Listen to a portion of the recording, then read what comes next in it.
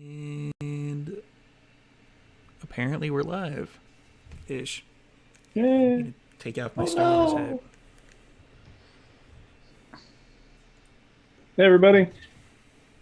Um, Hello, and welcome to our gathering of would-be heroes. This is a Dungeons & Dragons 5th edition campaign game, a game full of swords, sorcery, magic, giants, dragons, and all kinds of monsters. As a warning, this is a game that can also explore some mature themes, and while we will be specifically avoiding some topics, the game may still include body horror, gore, violence, loss of character agency, gaslighting, mind control, and other topics. Our players have discussed consent and boundaries, and we collectively avoid situations that may be triggering. Players will also let me know if anything gets uncomfortable by using yellow and red cards in our private chat. But if you would, as a viewer, ever feel uncomfortable or triggered, please pause and step away. Our streams are available on YouTube after the game, and you can always come back to an episode when you feel ready. First, let us introduce our cast. Starting with whatever's on my screen at the moment. Steve. That's me. Yay, I'm Steve. I am playing Malik, the red dragonborn barbarian. His last name is Greybeard, and there's a reason for that. Yeah, that's pretty much it. I'll explain the reason later.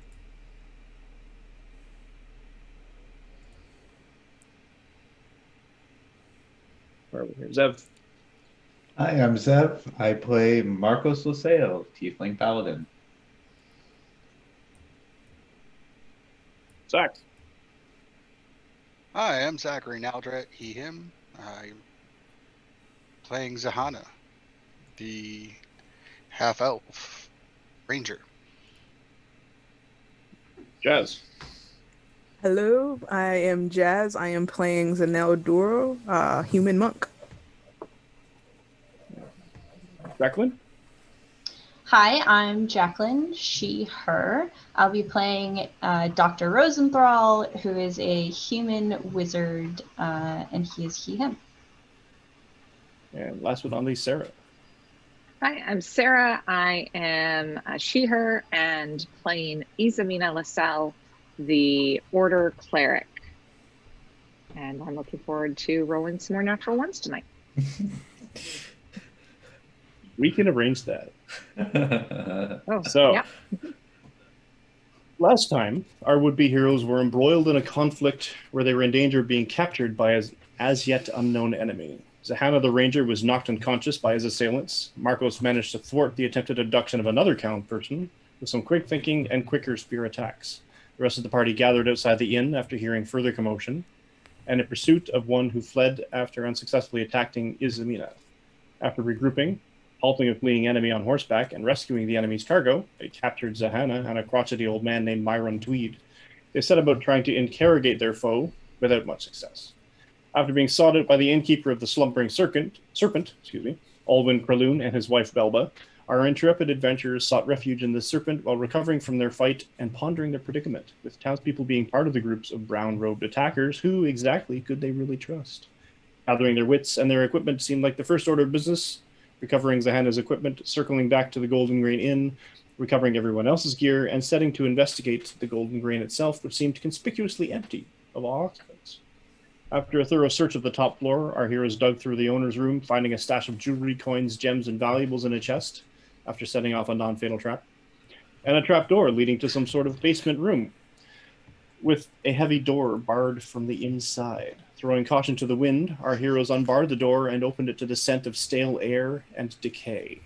And that is where we left off. So,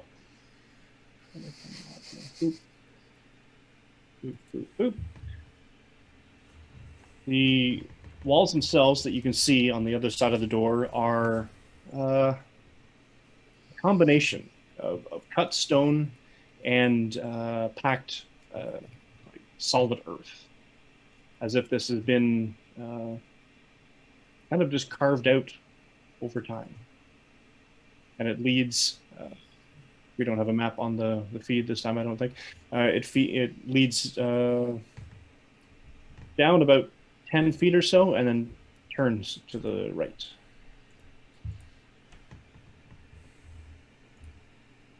So Does are it- we really doing can- this? What does it look like it's been carved out by? Like water or an animal or just people? Like, are there dig marks? What does it look like it's been dug out by? The walls are mostly smooth, so it's been there for some time, but you would estimate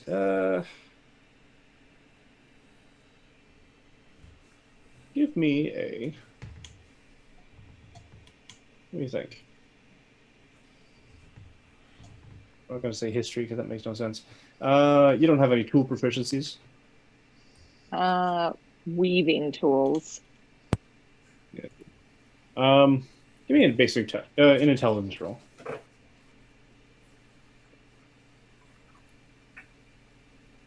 I'm going to try to go Natural physical one. dice tonight because Natural one. No, not with the first roll of the game. That's not how it goes. I mean, we can get them out the way now. Exactly. 8. It's not great. 8.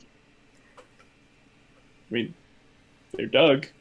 They didn't form naturally. You're pretty sure. You can see some marks, gouge marks maybe or something.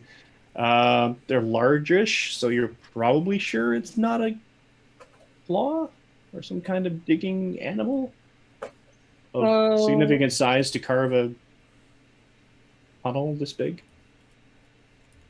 Well, one way to find out, I guess, is because we really need to find where people came from this.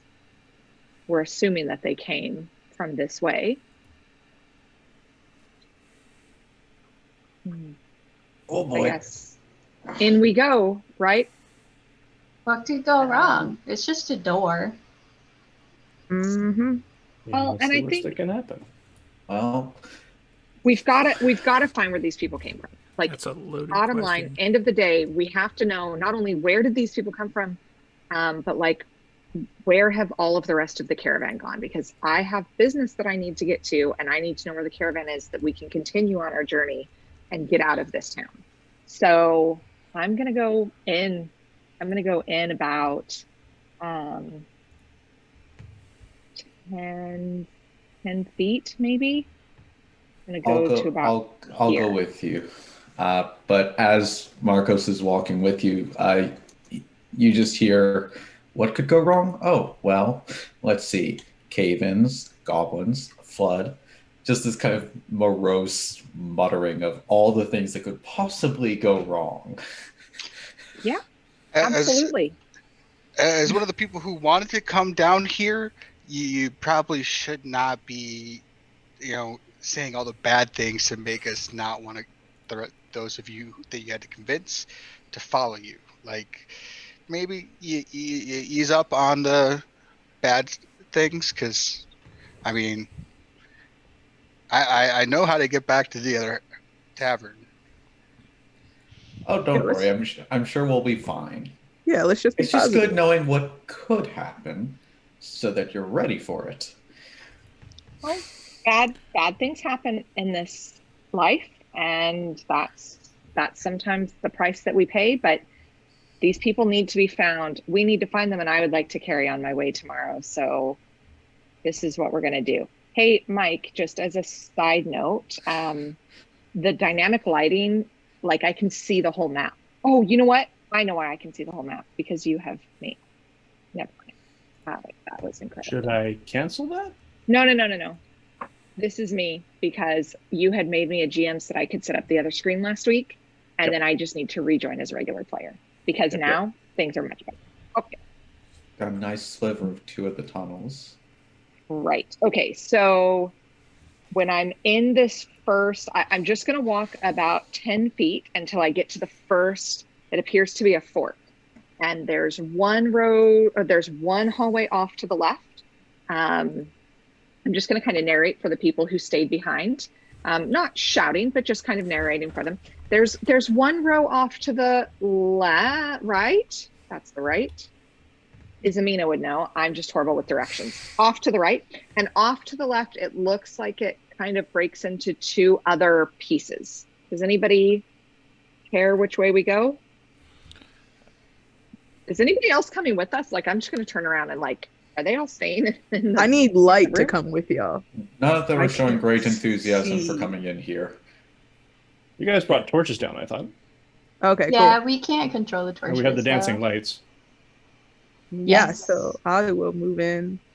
It's a pity none of you can see in the dark. I'm gonna Yep. go right behind the mighty one.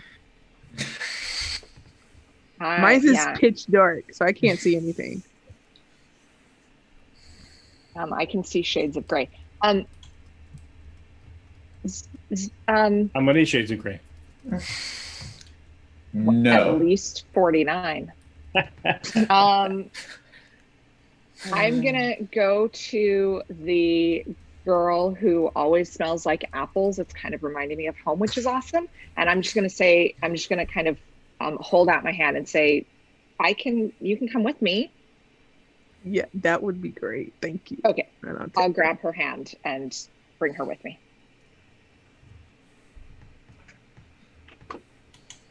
So are we all going down one tunnel, or are we... Yeah, we're not splitting No. up. No, that sounds horrible splitting up. No, we Sounds shouldn't like a split up great idea. because Yeah, but then we'll cover more ground if we split up. Mm-mm.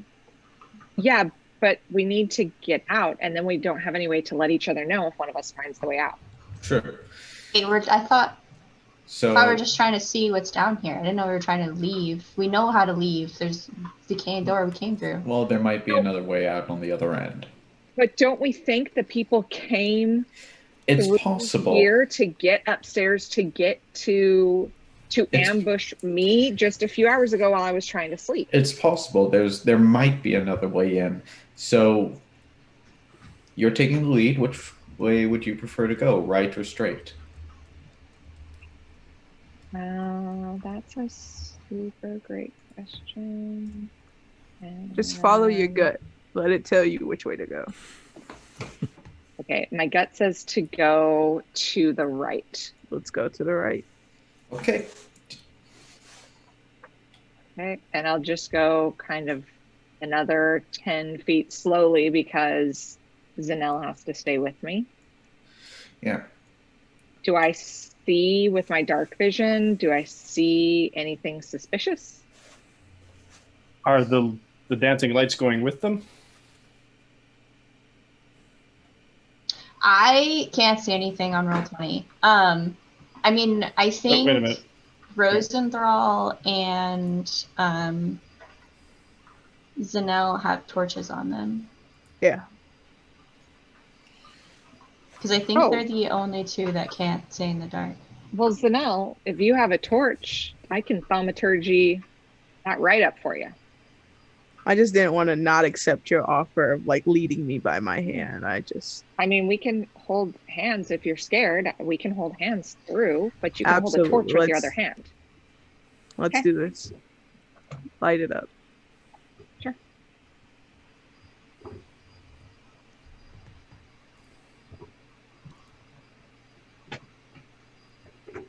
Dragonborn have And night now- vision, right? If Yeah, not, I I think can so. make a fire fairly easily. Fair. Now that Zanelle's torch is lit, Isamina's just gonna like hold her hand and put her slightly in front of me.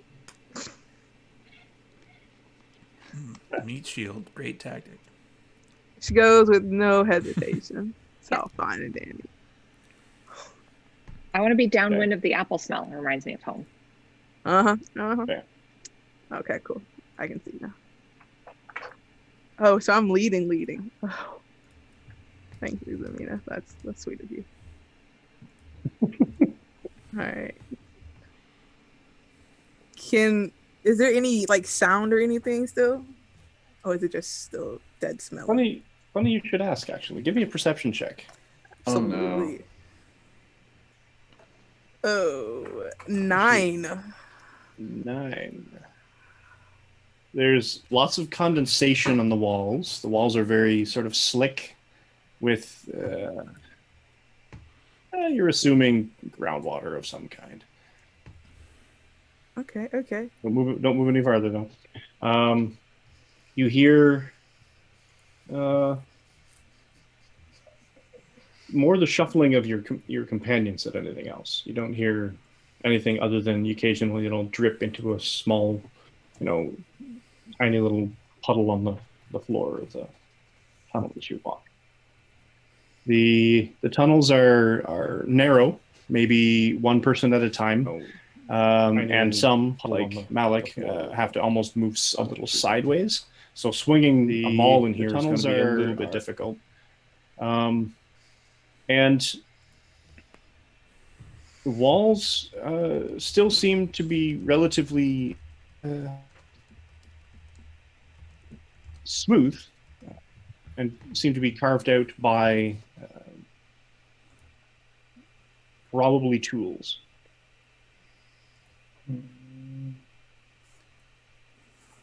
All right, Inzamina. Which way? We're at a... What else? What did everybody else get for perception? I got a 5.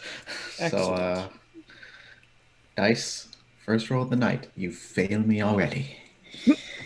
19. 22.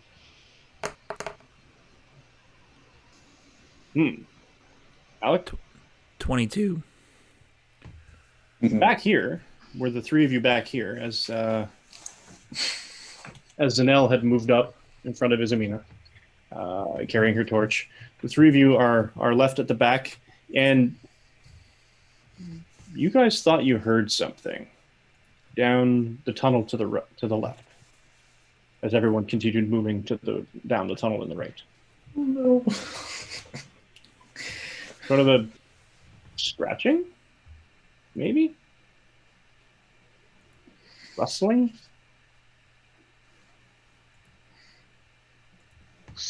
Are they like they're still in earshot range though? Oh yeah, Do we hear it Yeah. behind us or in front of us? kind of off to the left.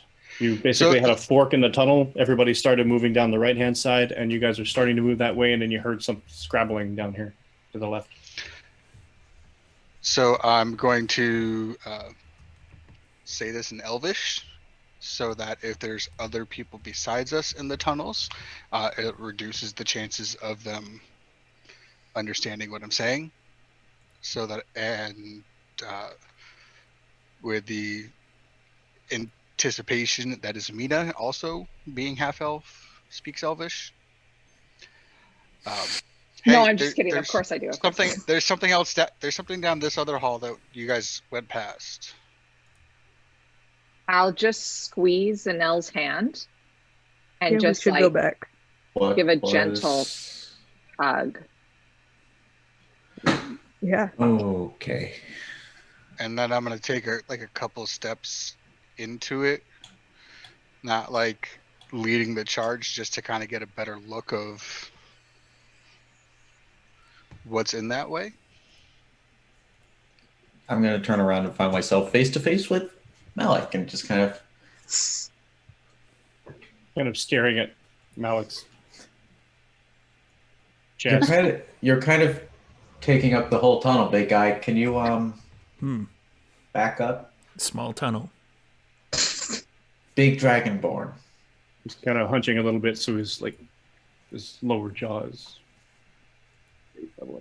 anyway. Zahana, as you peer into the darkness with your dark vision, you do see movement, though it is small. Some rats. Down the tunnel. They're just sort of scrabbling. What? Did you think it was going to be something bad? We are so paranoid. We are so paranoid. What is Izamina doing? I was just kind of stopping Zanel from going further by just kind of squeezing her hand. Okay. And I was just kind of waiting to see if there was anything that we needed to go backwards for, or if there was So not clear. you're looking back at the rest of the group? Yeah. So Zanel is probably looking forward out into like the area we were going. And I'm What's just Danelle looking doing? back up the hall. I'm waiting for direction, but there's a part of me that wants to keep going straight. So I'm just trying to pay attention to see if I can like see anything with this little fire we have, or if I can like feel any vibrations.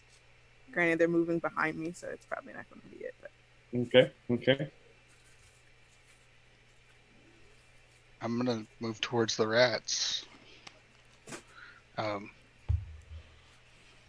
Are they at the split, or are they further in one of the There's paths?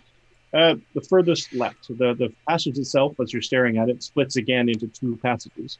Yep. One going more straight and one going further off to the left again. There, most of there's like one or two rats down the central passage. There's another 3, 4 maybe down the passage to the left.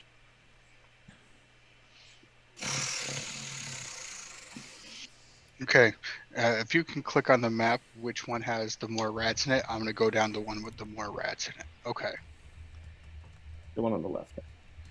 I'm gonna keep kind of edging further down. Oh boy. Rosenthal is gonna follow because he also heard the rats, and he doesn't know they're rats because he can't really see. But I mean, you have your dancing lights up, yes? I just have the torch in my hand. Oh. Yeah, I haven't cast dancing lights yet.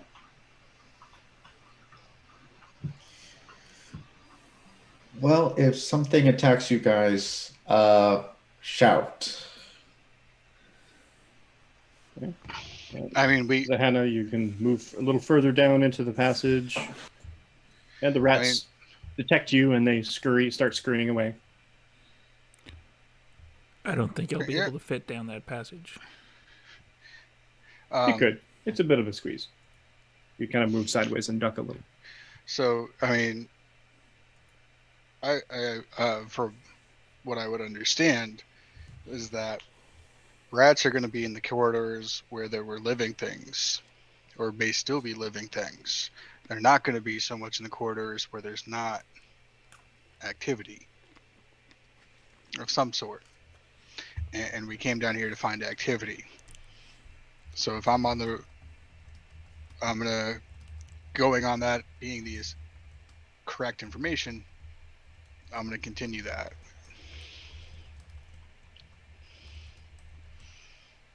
Okay.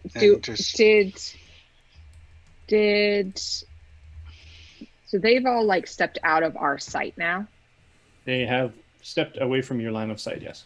Yeah, as soon as you can still see, you can basically see Malik. He's kind of debating whether or not he's going to go down this passage, but with your dark vision, you can see them. In Dwarvish, again, to like lessen the chance of anybody being able to hear us, in Dwarvish, I'm just going to say to Malik, is there something we should be there for? Do I speak Dwarvish? That's my question. I imagine you would. Yeah, I would. Yeah, I'm assuming you would. This was going to be a... Yeah. It'd be very interesting if you were raised by dwarves who didn't speak Dwarvish. In fact, you may not speak Dragonborn. That's the problem. They were progressive dwarves. They spoke Elvish. There it is. I can speak Elvish. That's fine. That would trouble Rosenthal very deeply if we found that out. This isn't Dol- Yeah, I this respond. isn't Doran. I respond in Dwarvish. Yeah, just rats. If the rats take them down, I will make the rats go away, and then we can heal them. It's fine. Okay, be safe. We'll go a little bit further, and I'll let you know if we find anything. And I'll just like squeeze Anel's hand and push. So what's going on? And I Going start forward. running forward. Yeah. I go forward. You're going to move forward a little bit further. Yeah, and I'm going with her. Oh, there's lots of hallways now. Yes. Oh, no. What do we want to do? We got options. You're leading. You're leading. You decide. Looks like a kind of big open space directly in front of us. Let's keep going.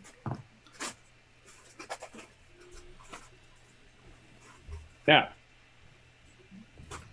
as you step in, you see in this particular area. Oh no. Oh dear. Oh, My no, light no. source didn't come with me, so You were right about there being multiple passages. Oh my. I'm just going to keep my shield on the left side of my body.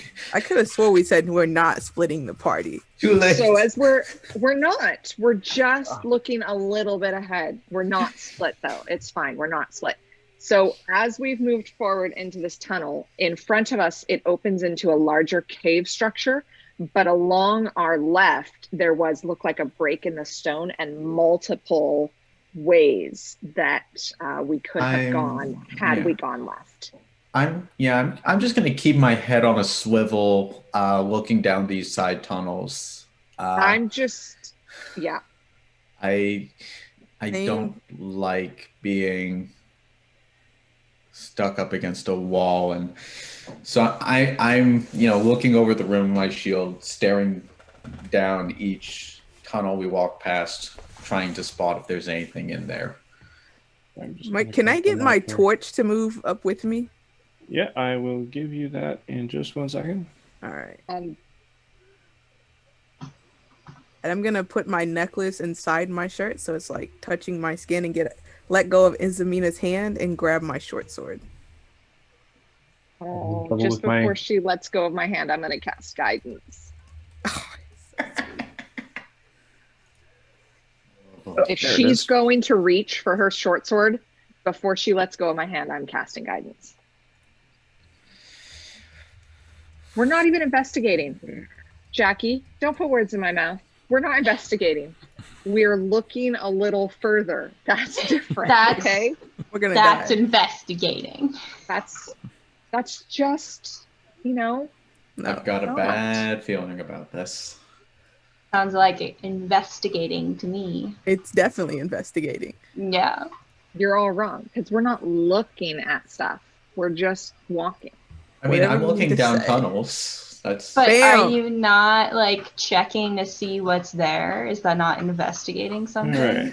I'm not. I mean, as if they haven't rolled investigation, does it count as does it really count as investigating? Throw me under the bus. I agree. We're all gonna die. So, yeah.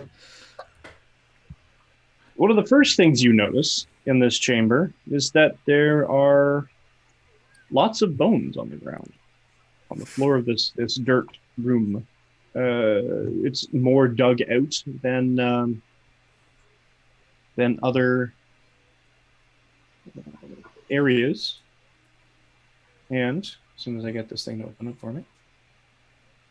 One of the viewers just said it's only investigating when you wear a fedora. Well, exactly. No, or that's one of archaeology. those. What's the hat that Sherlock Holmes always wears? Not in the movies, but in the old deerstalker. Yeah, the deerstalker hats. Which is weird because I've never seen anyone actually stalk deer with wearing that. You're not supposed to see anyone stalking deer. That's the point of the hat. You gotta have both. Yeah, the pipe is very important. And the long coat with the high collar. The really comfy warm coat. That's also very important. Oh, very colorful scarves. No, wait, that's Doctor Who. Now, you then notice some crates and barrels at the far end of the room. Wooden. The crates look very worn and broken into. The walls of the chamber are shored up with timbers, and they seem, moist as wood is wont to do when you're in a large sort of blockish post formation. But the most interesting occupant of the room is the crouched humanoid creature. It's dressed in rags. It's dirty. It's unkempt. It's very Gollum-like in a way, sort of thing. Its limbs are long and bony. It's very thin and sallow.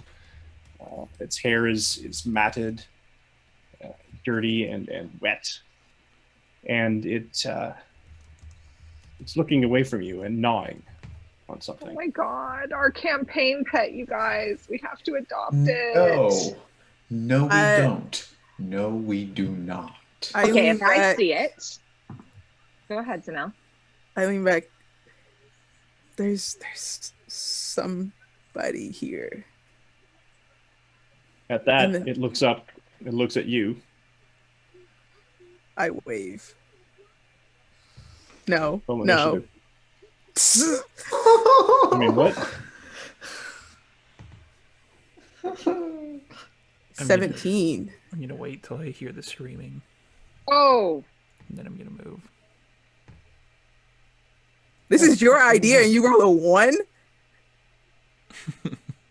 It's investigating with a 1. Is it really investigating with a 1 though? Let's no, be we're honest. not investigating right now. Yeah, you're Apparently fighting. You Yeah. should have just Now- stayed with the rats. That is a I'm not one. fighting with a 1. I'm sitting here and waiting to see what literally everybody else does. So I think that's a Steve, 12. the storyteller, his luck has started to move in my direction because your Dungeon Master just rolled a 1 for his initiative. Hey. So Almost everybody else, you're gonna go at the same time as the rat thing. So, give me your numbers. I got 17 for initiative. Uno I got- mas. I got a 13 minus 1, so 12. The monk's gonna go over and slap the crap out of it before anybody else gets a chance. And I gave her guidance. I am it so Nina? betrayed right now. Just a 1. I have 0 A to my 1. initiative. Oh, I forgot about Oh, the my. guidance.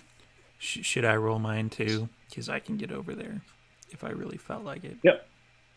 Go away. We don't need your big scaly butt. Whoa, whoa, whoa, whoa. You can't talk to my right hand like that. Yeah, you're level 1. You definitely need my big scaly butt. Definitely, if this thing attacks us, I will be yelling in Dwarvish for my It's- turn. It's not going to attack. Crying is a free action. It's about to attack us. It's not Yeah. going to attack. Crying is definitely a free action. I mean, it's So- going after you and me, 17. so it might not get a chance to attack us. Zahanna, Malik, Yes. and Rosenthal. We're gonna get you guys to roll initiative as well, Okay. for no Um, particular reason. I rolled on D&D Mhm. Beyond because it's awesome that way. Excellent. What did D&D Beyond tell you? D&D Beyond told me it was a 12. Excellent. 9. 9. And Rosenthal. 12. Oh, okay. So, Zanel. This thing hisses at you. I have like the short sword kind of behind me and like the torch kind of in front of me. We're here to help and like slowly approach. So I'll take like 2 steps for it, wherever it's at. Let us help you. And does it respond in any way to it? It's crouched. It's the best description you can give to it would be feral looking. It just does not look like it's responding. You're not even sure it understands you. Okay, so then I will hold my turn. If it attacks, or it seems like it's going to attack one of us, then I Okay. will hit it. But Okay. I don't want to hit it if it's not going to be violent. Because it's going to be fine. Yes, it is. See? Even Mike says Of it's going course to be it fine. is. Come on, y'all. And you believe let's see. him? Absolutely. Is Mike's the dungeon So be- master. He's lost. between Marcos, Malik, and Rosenthal all on 12. What are your dexterity for each of you? Dexterity is, as soon as D&D Beyond opens, 14 plus 2. Rosenthal I have a +0. and Marcos. I have a dex of 8. Excellent. So, Malik, what are you doing? Do I hear any of this screaming and crying? There has been no screaming and crying yet. No one's screaming and crying yet. Then I'm going to So no. wait. If I need to, I will bowl over anybody in my way to get into So you that can move area. through. It's just it costs movement. You're sort of squeezing past. Yeah, I can't move Scooch, through scooch. in this area, though. Because I can Yeah, barely you can. fit in this area. You can move through the other player's square. Please don't encourage him to move in a hurry in any direction. I mean, how Uh, far down the tunnel are they that would he even be able to get there? Well, I moved out a little bit so I can actually sort of see them. they're about 15, 30. 20, 25, 30. Marcus is about 25 feet away. Yeah. So you'd be able to get there in a move, but you wouldn't be able to go past them. Yeah, but I don't know anything's happening yet. I just That's also true. heard a little bit of like low So you're just talking. waiting.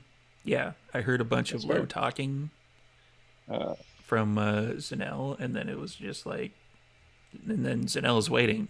So it's like there's no screaming or crying as of yet, apparently. So I'm gonna wait for We're the screaming and or crying from either direction, and then I'm gonna go in that direction. that's fair. Rosenthal. How far in front of me is Hana? I can actually tell. It's weird. What is this? Oh, I see now. Trying to put the light exactly right between you, and it doesn't seem to be registering on the map. He's about exactly 10 feet in front of you. Okay.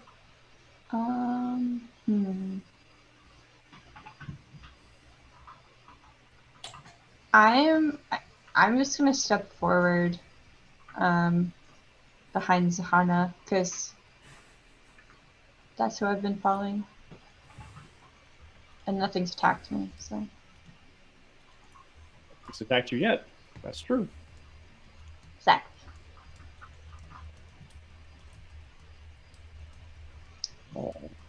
And Marcus. Marco. I would like to squeeze past Izamina. Sorry. Sure. Okay. Can I see what? I see the creature. Yes. Can I see what it is chewing on?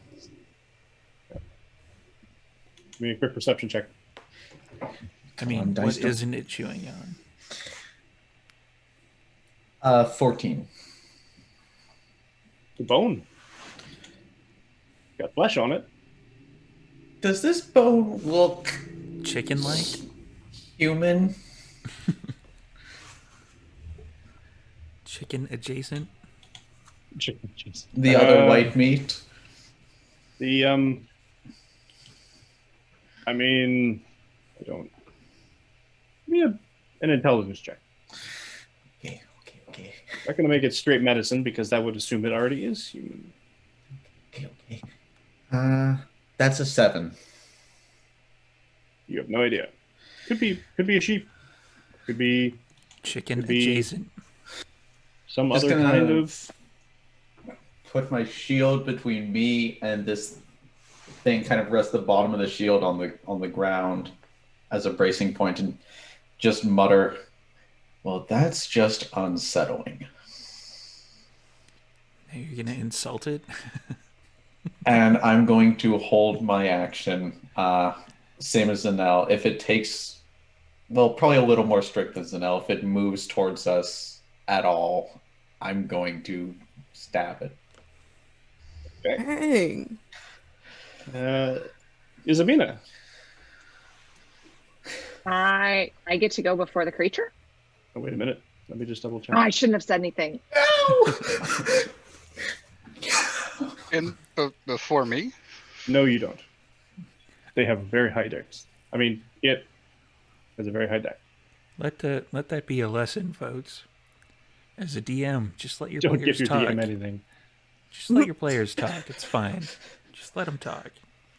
They give you While this is going sometimes on? better ideas than you have yourself. Nothing has ever gone wrong when you ask a question about initiative order to the DM. Look, This light is in here. it is hard to be a DM, okay? Sometimes things Yep. happen. I am There we trying to go. be pro team Mike, and I didn't think that I would be punished for Yep. it. Killed in your first encounter? Oh no, I definitely figured that would be true, but Well, no, that's her second technically encounter. this is my second encounter, so I've lived Yeah, a good was- life. I was the only one who died at the first encounter, That's true. or That is took true. damage this entire campaign. Speaking That's of true. that, You are the only one who's taken damage. on D&D Beyond, you're still at 8 of 11. Is that correct? That is correct. Yes, Okay. because Just checking. we We didn't only take took a long rest. we took a short rest, so I couldn't feel heal. So not only am I not at full, a bunch of the healing spells that the party has is part of that 8. Really? That's why Excellent. it's that high. Oh, I mean, yeah, somebody you- has Yeah. a health potion. Three Aye. of my 5 lay on hands pool went into that 8. Yeah, no, I have no spells left. But you have a can health turn on potion. lights and open doors. I have thaumaturgy and guidance. That's Good. what we're getting out of me tonight. And a bunch of natural ones. And y'all wanted to jump down in the tunnels. I have a, Yeah. I have a question. Why are we down here?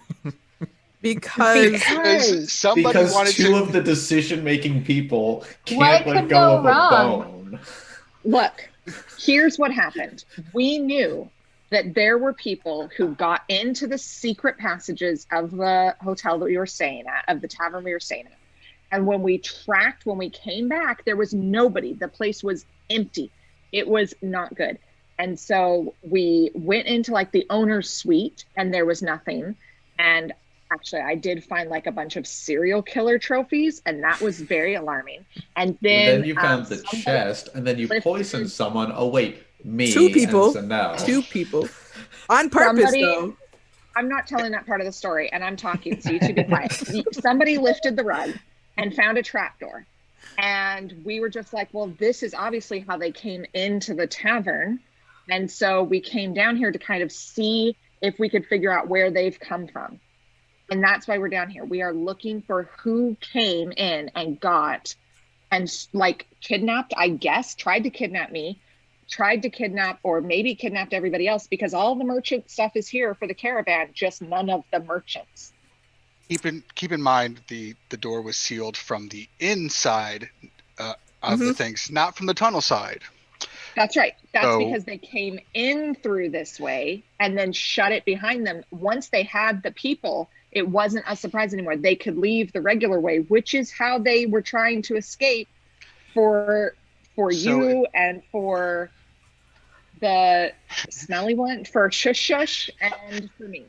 So instead of going back to the other innkeeper and letting them know what's going on, or going out the way that they had to have gone out to try to follow them, we No, we're decided going to out go the way they came in. the way In the they pursuit came of in and justice. obviously did not leave. I'm For really sure. hoping And you let have So- healing potions. why that also tracks and makes sense. Okay, so here's the reason why that also makes sense, because the other innkeeper was like, no, nothing like this has ever happened, like what? And then we found that guy who caught you out. By the way, And how high was your insight roll to see if he was telling the truth? it was like a natural 20. Yeah, she Yeah. did really well. And he was telling the truth. And He was telling the truth, like, completely nothing happened. honest. So going back and telling him like, hey, this is going on, he'd be like, whoa, that's really alarming in my super white sundown town. Like, that's not a good thing, buddy. We're trying to help you out here. Wait, sundown. So So basically, two people made this decision, and we followed to make sure they didn't die. No, I'm Oh. the decision. I am the leader, and I demand respect for the choices that I'm making.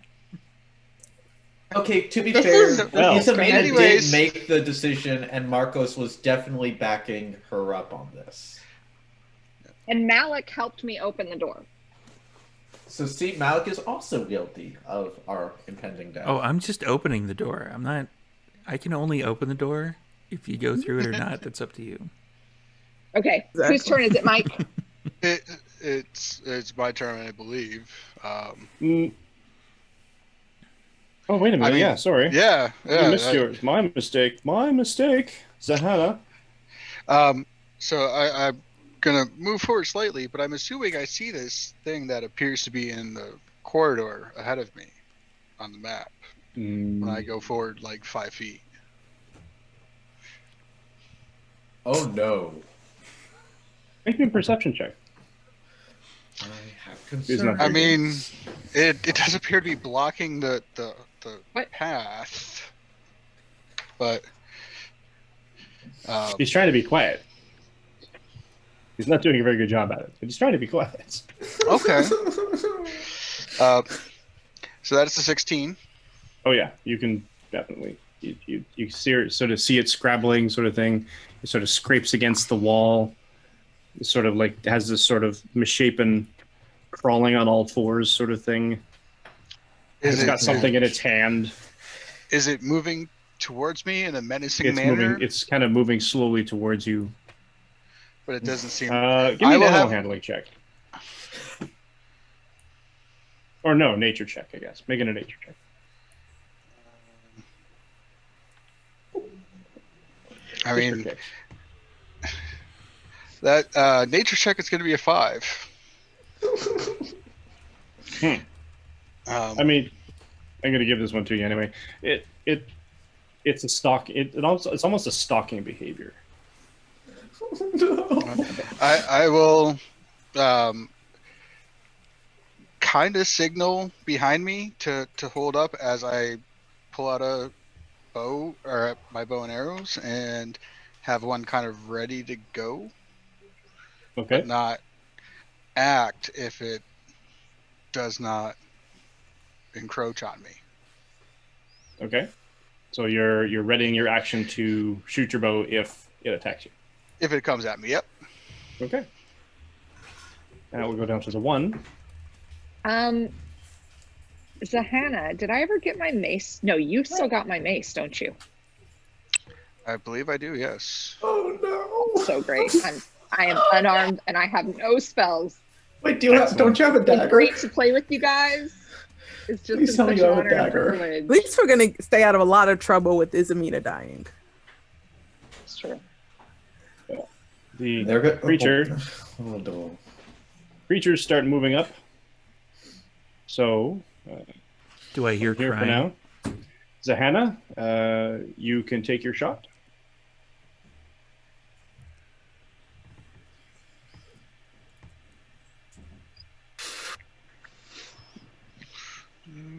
Jazz, are you wearing a Shroot Farms t-shirt? Absolutely. Beautiful, I- beautiful. I got it for my birthday and then I can't stop wearing it. So 15 plus 5, that's a 20. Excellent. That is a hit. All right. You. And that is 4 damage. 4 damage. Because I literally could not do less damage. That's Oh. okay. 4 is still damage.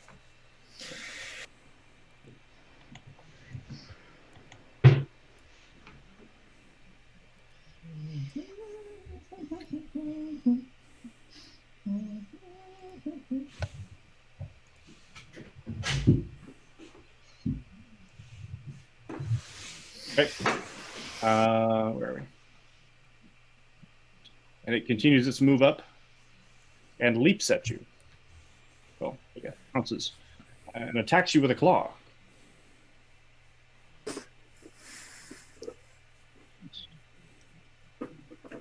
Pretty sure a 12 is not your armor class. So that's a miss. And you sort of, you kind of block it Yes. away with your bow as it's sort of scrabbling at you and trying to gain purchase. Let's see. the one nearest to Marcus and Nell hisses.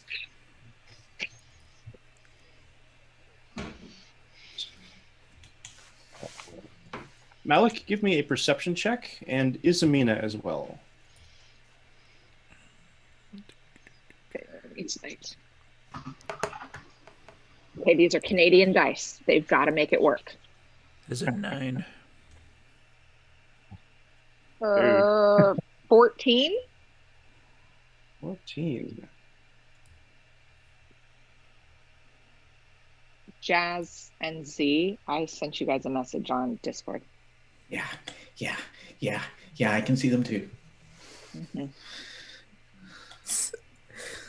Okay. And another dangled, misshapen creature steps out from the shadows of the tunnel that you stepped past, Isamina, and reaches for you, grabs your armor, but can't seem to get more of a purchase than that. It sort of scrabbles its, and you shake it off as you're being. Can I tell what it grabbed is? from behind?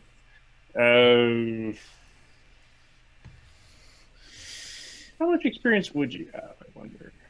This sort of thing. Give me an intelligence check. Intelligence? Yeah. Okay, non-Canadian dice. Just remember your studies. It's 16. Frodo Baggins. 16 or 15? 16. 16. 16. And if it's a Yeah, history check, it's a 19. Well, that's fair.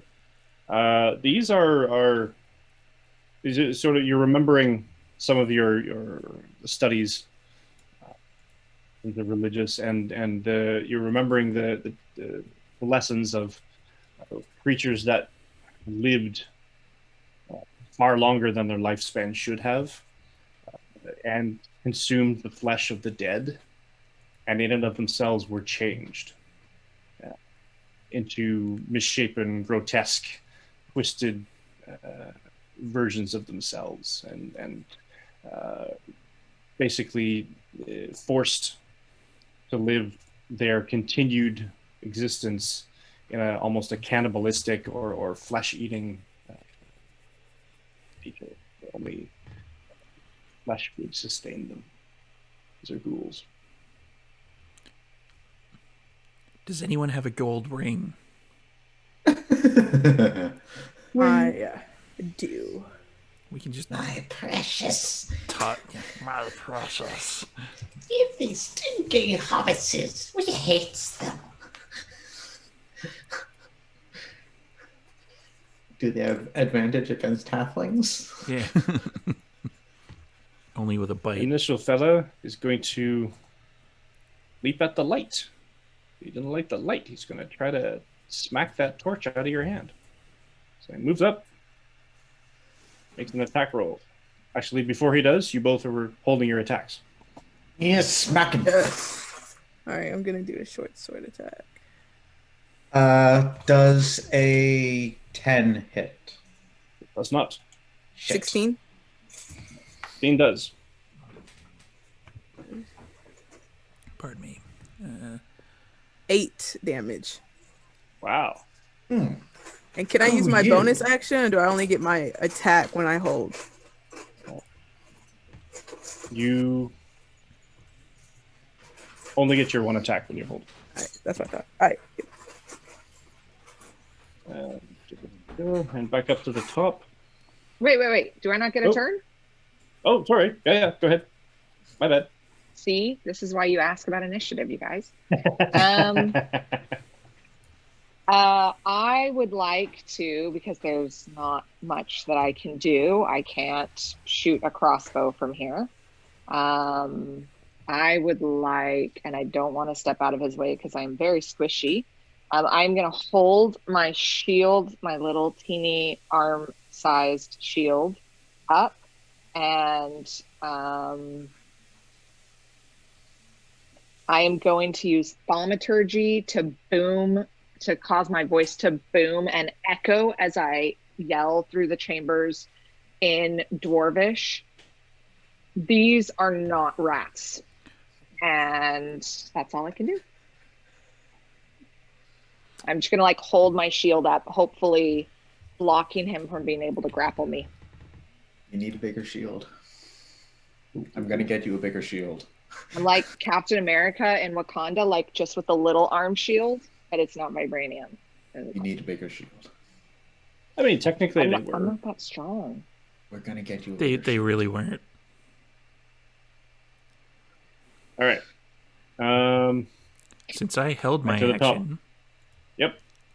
do I get to go? Because I hear the boom. Now you hear the boom. These are not rats. Because I can make it over here You can make it here. and make one of them go away. You can. Do I get, like, my bonus action as well? You do. So, Oh no, actually, with this, it'd just be on your main attack. I will allow the move, even though technically speaking, the move is part of your action and not your held action. But it's fine. sure, that makes sense. I'm going to cast Maul. Excellent. You have all the material components for casting them. I do, which is a Maul. So that's a 10. And misses. Ooh. Yeah, I'm starting to get annoyed because I'm, like, rustling my way through the passageway and not correctly able to swing my maul, so I'm going to start This raging sucks. in the next turn. Excellent. Zeno. All right, we're going to attack the one in front with the short sword. Again. Do it. Come on. 17. That's a hit. All right. Oh, that's only 4 damage. Yeah. And then I'm going to, after like hitting with a sword, I'm going to unarmed strike it.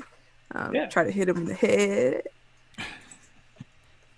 Oh, 24. That's a hit. I'm just picturing that where it's like stab him with the sword and then slap him in the head. Yeah, just. Or Four more- stab it with a sword and then like Sparta kick it off with the sword. Ooh, I like that one better. Let's do that. 4 damage for that one. Oh, nice. And then that will be my turn.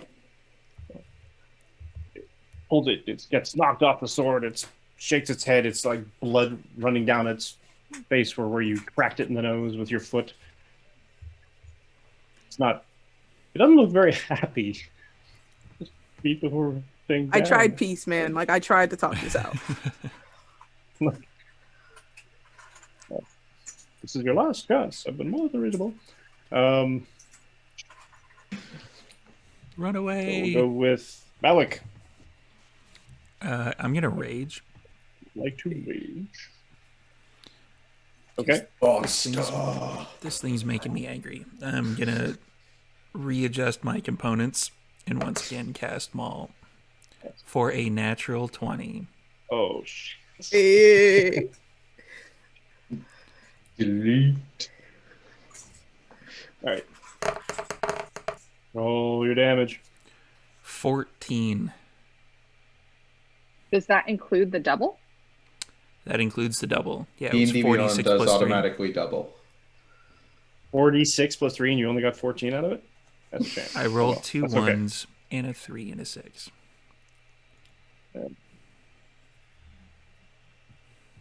14. Nice. And yeah, I'm hitting this guy here, but Does that include your rage bonus? I don't know how to put the rage bonus in D&D Beyond. Yeah. You don't put it in, you just add it. Oh, okay. Did you apply it? Oh, no, you don't. It doesn't actually apply? You don't have a little factor that says raging or not? Okay. No, he has to remember to factor it in himself. You get another 2 then. That's So another that's plus 16. 2 because you're angry. I am very Yeah, angry. So describe your rage so we can. He's just trying to take up as much of the area that he possibly can so that they can't get away. And he's Is there a bellow? Is there a yell? no, Snarl? he's very quiet when he's raging. But Just he's visibly vibrates. he's starting to Shakes. get super annoyed that he has to move sideways down these tunnels, so he's like trying to like brush with his shoulders as much extra space as he can, widening the You area. like Hulk Hogan shaking. Some of his scales are probably starting to stand up. Right. Oh, that'd be cool. But yeah, so Hissing you like bring a in cat. basically, you kind of readjust them all in one hand, and you kind of get the other one in there just as a thing, and you kind of like strike out, and you crack the one that was scrabbling at Izamina in the back of the head, and you hear an audible crunch, as if it's very not Alive. live. It's and Izamina, you as you shrug it away, you basically turn, and as you turn, you basically see the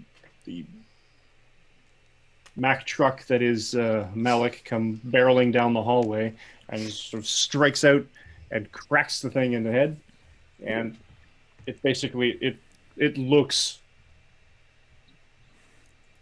not to the effect of the effect, but stunned. It literally just sort of like its eyes kind of roll into the back of its head for a minute. It's dazed and or confused.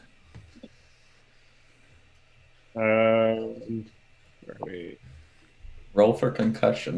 Rosenthal.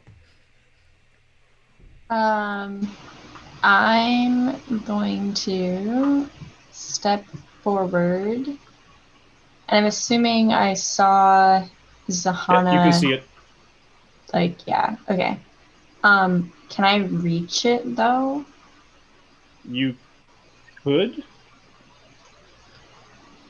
There's a you can sort of step around, kind of stab into it. Yeah. Then I'm If you gonna have cast. if you have a weapon with reach, but I don't think you do. Will my You can't see quarter it. staff have reach? It does not. Not that No, far. I didn't think so. Okay. There's not much I can do then, because I don't have.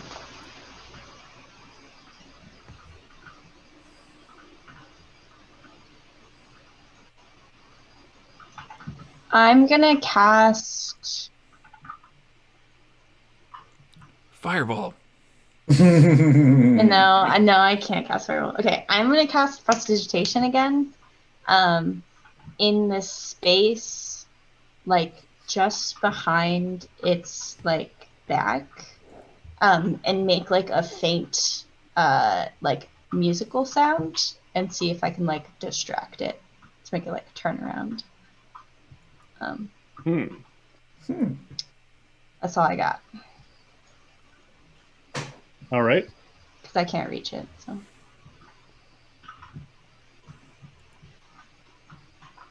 Give me a performance roll. sure.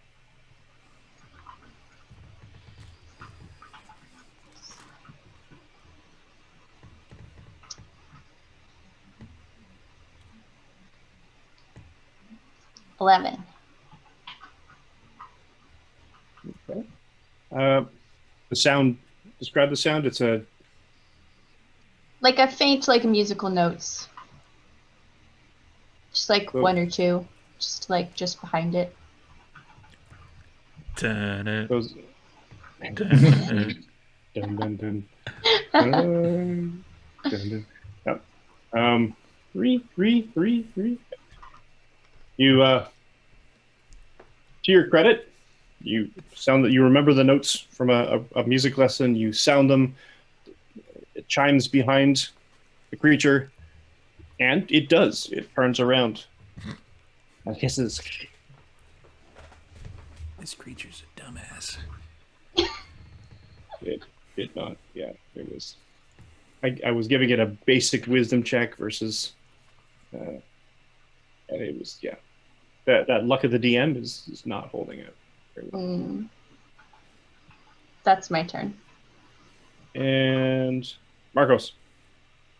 I'm going to stab this creature in the side. Stabby. I cast Spear. Nice.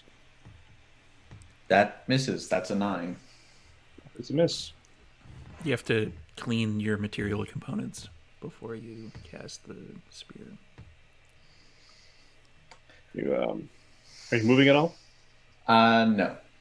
Okay. So Hannah.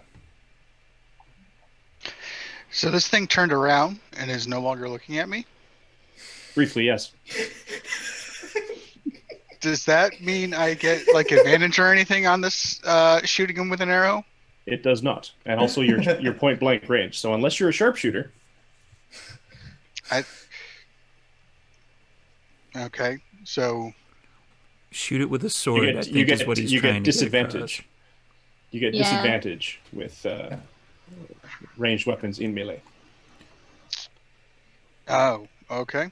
Well, in that case, I'm gonna hit it with a. I'll hit it with the flail that I am borrowing. Mace. Yep. Mace. Ace. Uh, I mean, if you had a bit of chain, you could turn it into a flail. you know, Don't go well, making modifications to our cleric's weapon without her go ahead. we'll see what happens at some point. Maybe we can get that to work. So that is a 15. That's a hit.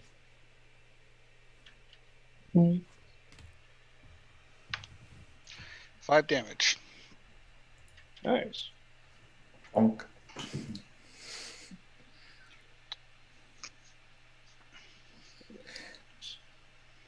Let's see. The ghoul. So.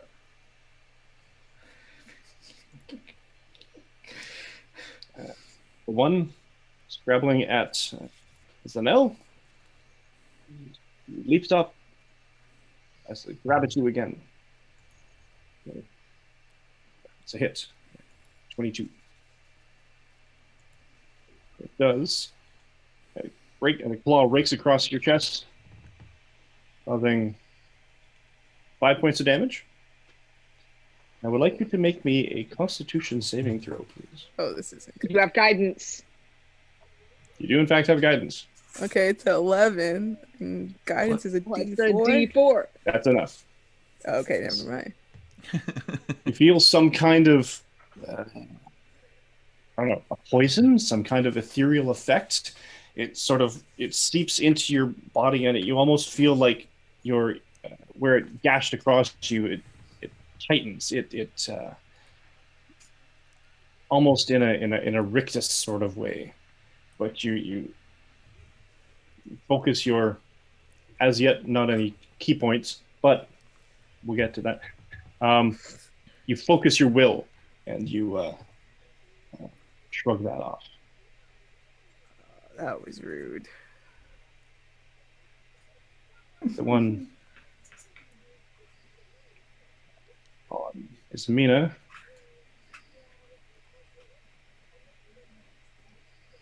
turns about angrily, attacks Malik. Pretty sure an 11 does not hit you. The one in the corridor that you're not paying attention to, however, 15. Don't think that might hit you. Don't remember your armor class. Yeah. No, Malik. Oh, what? Sorry, what was the hit? 15. 15 does hit. An 11 and a 15. AC. 5 points of damage. And a Constitution saving throw, please. Not with guidance. Not with guidance. That's okay. I got +2 anyway. That's a 16. That's enough. Take that, you squirrely little punk. Kill them. The one on Zahanna. Want to poison me? Who's not going to hit you?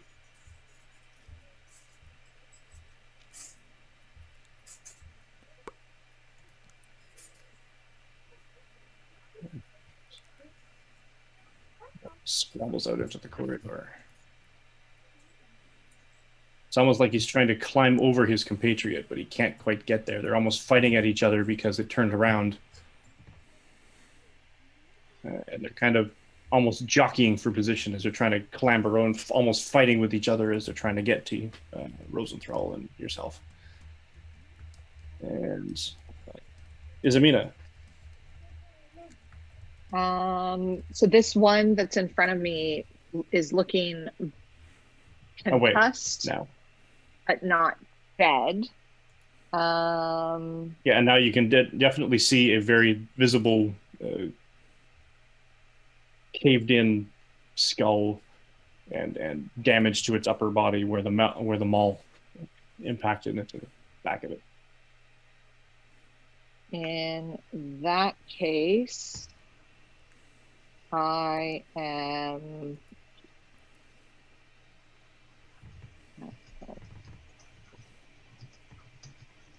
a whole lot here. Unarmed strike. Is it compared to my height and compared to Malik's height? Like, could I easily reach over it and touch Malik from where I am? No, it's definitely between the two of you. It's definitely a medium-sized creature. It's about your size. Gender, you're not sure, but it's definitely large enough that it's going to be an impeding. Okay. In that case, I am going to do an unarmed strike, I guess. And just try and like bash the back of it in with my shield. Bash the back of its head in with my shield. Shield Improvised bash. weapon. So roll me a d20 plus your strength modifier. So I'm pretty sure you're not. Oh, wait a minute. You're a cleric. You're a cleric of order. Are you proficient with weapons and shields? Oh, no, this is still improvised. Never mind. Just your strength modifier. Is this considered an unarmed strike? Because I have like a stat block for unarmed strike. It's considered a improvised weapon. Okay. So, well, my roll was a 7. My strength is +0. And you impact it because it's close enough that you can't really miss it. But it doesn't seem to, either not paying attention to you or it wasn't affected enough by the impact because its attention is very much on Malik at this point. I have a question on that, though. Because it turned to attack me. Yes. Wouldn't she get advantage on that because its back is turned to her? You are right. That is a good point. You do have an advantage because you are flanking. Let's try again. Natural 20. Oh no, that was worse, you guys. No. I'm trying to help my teammates out here. No, that was worse. So I'm just gonna like bash into it a couple times. Maybe it'll go further on, the mall push him that into was already Malik. cast. I'm just gonna try and push him onto the mall a little bit, but that's not really gonna work. Push it onto the wall. I'm just going to kind of yell back to, or not yell, but just kind of holler back over my shoulder to Zanelle and shush shush. There's a couple more this way. Okay. Still trying to kill this one. A one. little busy for a second. Speaking of, Zanelle. Yeah. Let's just do the same thing, because why not? It's working. 17. 17's a hit. That's, there we go. 8 damage. That's with your short sword? Yep. And you jab one final time with your short sword, and it stabs through, and remarkably easily. You're kind of almost surprised that flesh shouldn't normally go this paper-like, and it's sort of this. It kind of stabs right through in between some ribs, and it sort of chokes on its own, and sort of falls against your sword, and you sort of pull it away just in time as the creature falls to its. Okay, ew, but side. awesome. 1 down. And then I will. I don't see any other creatures in here, right? Yeah. No. All right, then I will use my movement. I have 30. I'm gonna go around Marcos. Okay. I will just use my movement to get to where Izamina is because the light went out. You'd have to almost move past and into that corridor down by the south there. Okay. You'd be able to stop in the same square. Yeah. You can keep going if you want. Can you bring the light over? It's pitch dark for me.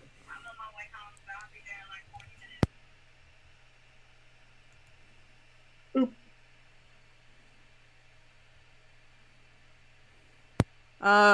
Can I use a bonus action now? Yeah. You use the attack action, so you can definitely use your bonus action and swat this one if you want on the way by. Do it. Do 13? it. 13? 13 is a hit. Hey! Okay. Slap him in the back of the head. Just push in the rest of the cracked skull. 6. Yes. Just exactly what you needed. So you're kind of laying back, all right, and you kind of squeeze past Marcus, and he's like, hey, Izamina, you a little high five on the way by sort of thing. And you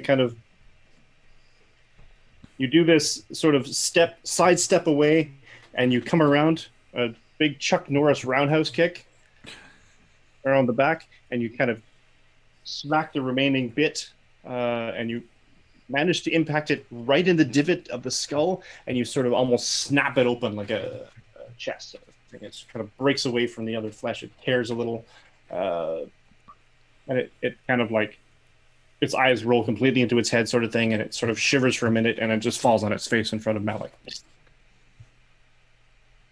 All right. Yeah, you made me sound real cool, and I love it. That will end my turn. To Malik. Malik is like kind of wild-eyed at the moment, and upon seeing that the thing that he was swinging his maul at just drop, he like gives a nod to Zanel, and then he's like kind of going to push himself into the kind of 3 area there, so he has a bit of room to swing, and he's gonna drop the maul, and he's gonna like golf swing this one. A little bit of Johnny Carson. But that is a 24. That's a hit. That is a much better roll for damage. That is an 11. There we go. Wow. So you wind up and you manage to get a good enough roll, just sort of sidestepping, and as you're sidestepping, you kind of swing your way through like a wild bat swing, and you manage to impact it, and you smash one side of its face, and you see blood, teeth, part of a jaw all sort of fleck out and sort of hit the side of the corridor. I'm going to minorly retcon that a little bit. I'm going to point first, and then I'm going to like grab and swing. This one's going downtown. Hey, look over there. Wow. Visibly shaken by this particular effort. Rosenthal. I don't know what I can do. Can I think of anything else to do?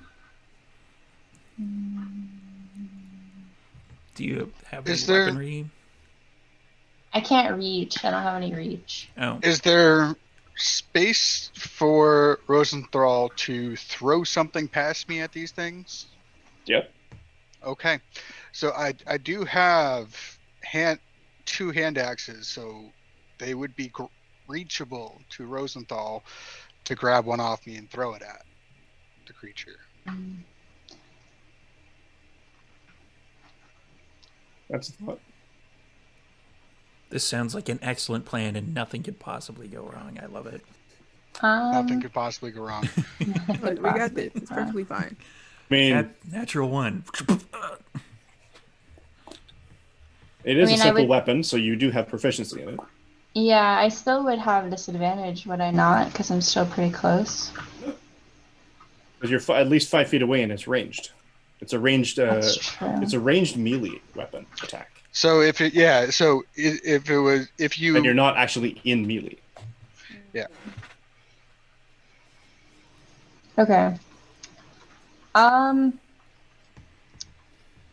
I guess would Rosenthal see the hand axes on Zahana's side? I'll even let it go so far as to say that Zahana actually says, "Hey, grab my hand axes and throw." Okay. Okay. Yeah. He'll grab one of them and toss them then. I'll even let it happen without a roll. I mean, Without? grabbing the axe, not the. Okay. Grabbing the axe. Still have to roll to hit. Yeah. Okay. Not that nice. Let's see. Is that just gonna be my dex mod on that? That's a strength mod. It's thrown. Oh. You'd think it would be dexterity, but no. That's true. It's true. Well, it doesn't matter because that's a 5. Excellent. So, Rosenthal is like, "Oh yeah," and reaches down, and as Zahana's sort of trying to block these things that they're sort of scrabbling, and he's trying to make himself ready with the mace, and he's sort of trying to drive them back. You reach up and you kind of scoop one of the hand axes out of the belt loop, and then you wait for a minute and you hurl it, and it's an impressive hurl. You're actually quite proud of this one. It's a good solid throw. If you've ever gone to one of those axe throwing places where you can throw it at the wood, like you've got that perfect pitch. You threw it, you let go at exactly the right moment, and it's got this beautiful arc, and it goes pinwheels right over top of both of them and down the hallway. The spirit was willing, the aim was weak. Yeah. All right. I'll live with it. Marcos, Rosenthal, are you moving at all?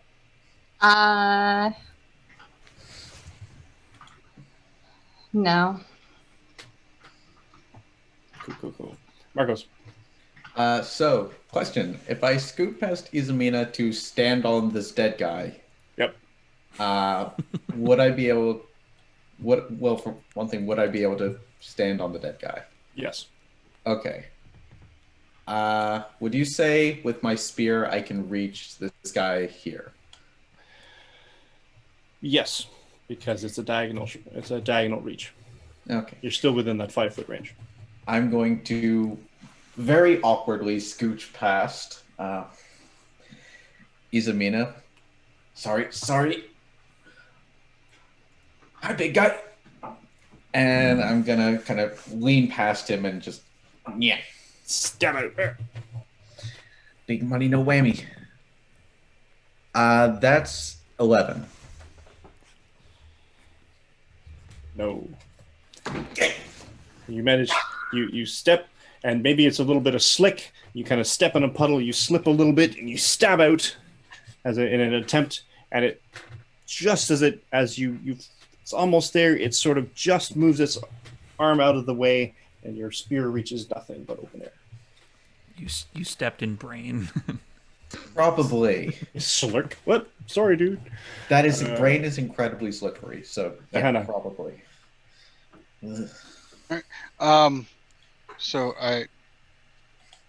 can I bash the one that I've been already fighting with the maul? Absolutely. And then for the bonus action, grab my other hand axe and can I reach the one that's trying to crawl over it?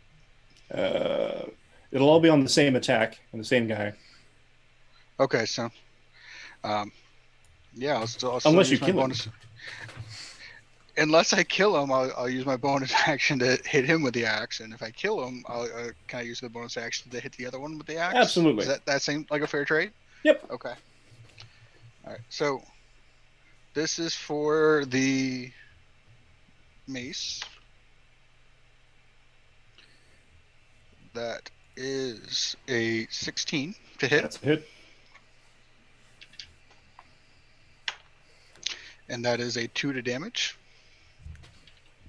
He's not dead yet. Okay. So, and then with the axe hit, that is an 18. That's a hit. And that is a 5 to damage.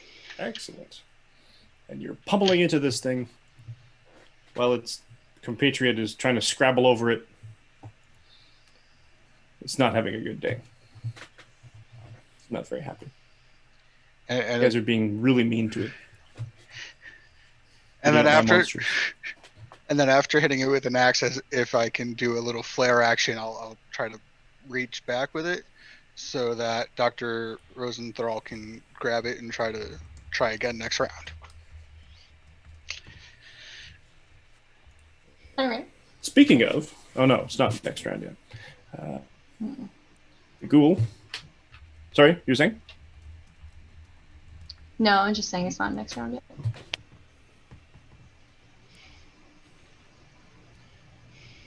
The ghoul against Malik. Scrabbles at, but because you've got the maul in the way and the spear just came at it, it sort of scrabbles at, but manages to, maybe it's just glancing off of your hide. It's not entirely able to gain any purchase.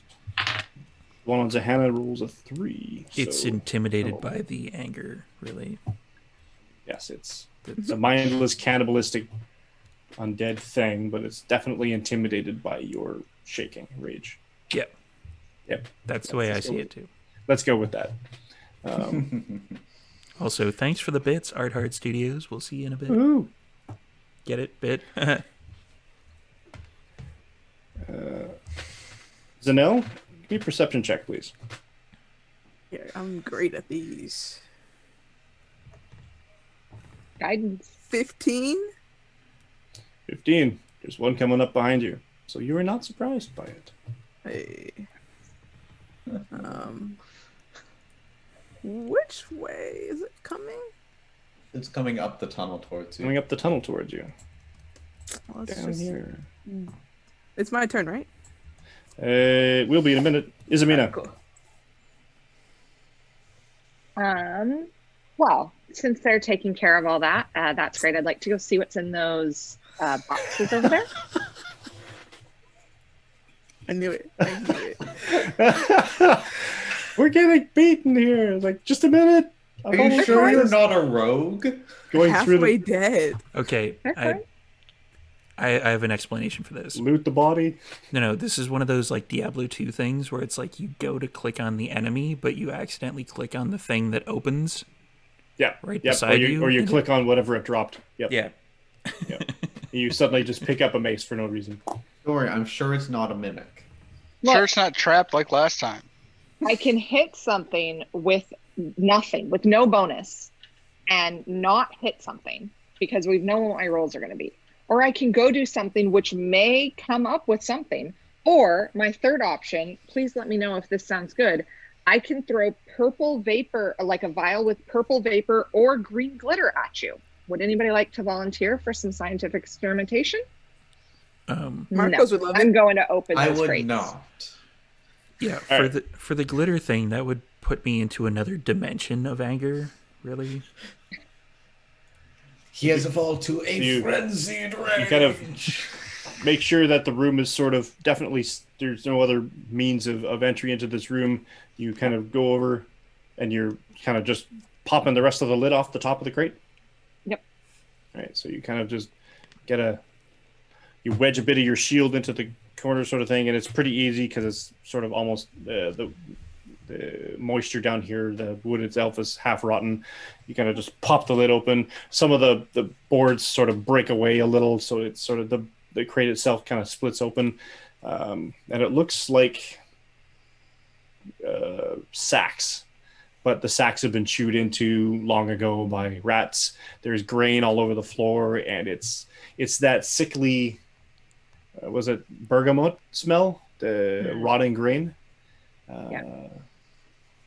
It's definitely not the complete scent of the whole rot and decay that's down here, but it's definitely one of the piquant little flavors of the air. But nothing good. No, right. no, I mean, Then I rotten grain. will. Yeah, then I will be sure to let them know. Well, doesn't seem to be anything over here, you guys. Yeah, that's Be my turn. great. So noted. Zanel. Zanel. Oh, Okay, sorry. And Malik, you're on deck. I'm going to just I don't think I'm needed. I don't think that's necessary. this is risky. I'm just gonna go towards the creature and just go up and hit it. All right. Yeah. Bring your light down with you. All right, cool. Same thing, you know. Oh, that's the wrong thing. I rolled the damage first. 11. That's presumptuous. I know, and it was a horrible roll. Oh, I got guidance though. Yes, you do. All right. Okay. Okay. You haven't used it yet. 14. That's a hit. Oh, there we go. Oh, what? All right. 9 damage. 9. And let's just go ahead and hit him Dang. with the blunt. Oh, that was not. That one missed. You can just keep going. What was it though? 11. Again. 11 just misses. So Yeah. you come along, you kind of stab at it, and you slice a good chunk into its ribcage sort of thing. It recoils sort of thing, and you kind of attempt this nice sort of flourish where you pull out the blade and then you spin around big 360 and you try to kind of clock it in the side of the head with the blunt of the short sword, but it steps away, staggers backwards, and out of your reach. Ooh, you a slick one. Okay. And that's my turn. Alec. Yeah, it's gonna go away now. Especially with that roll. 22. Nice. And as soon as that gets out of the way, I can roll the damage. Nice. 11. Plus 2 because of the rage. So Nice. 15.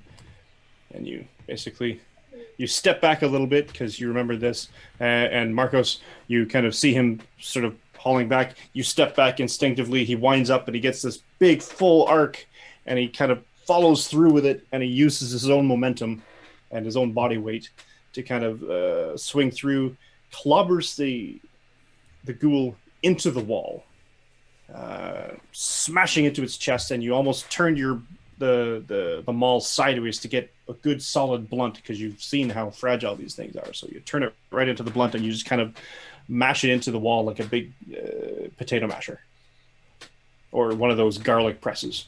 Gallagher spurt of blood.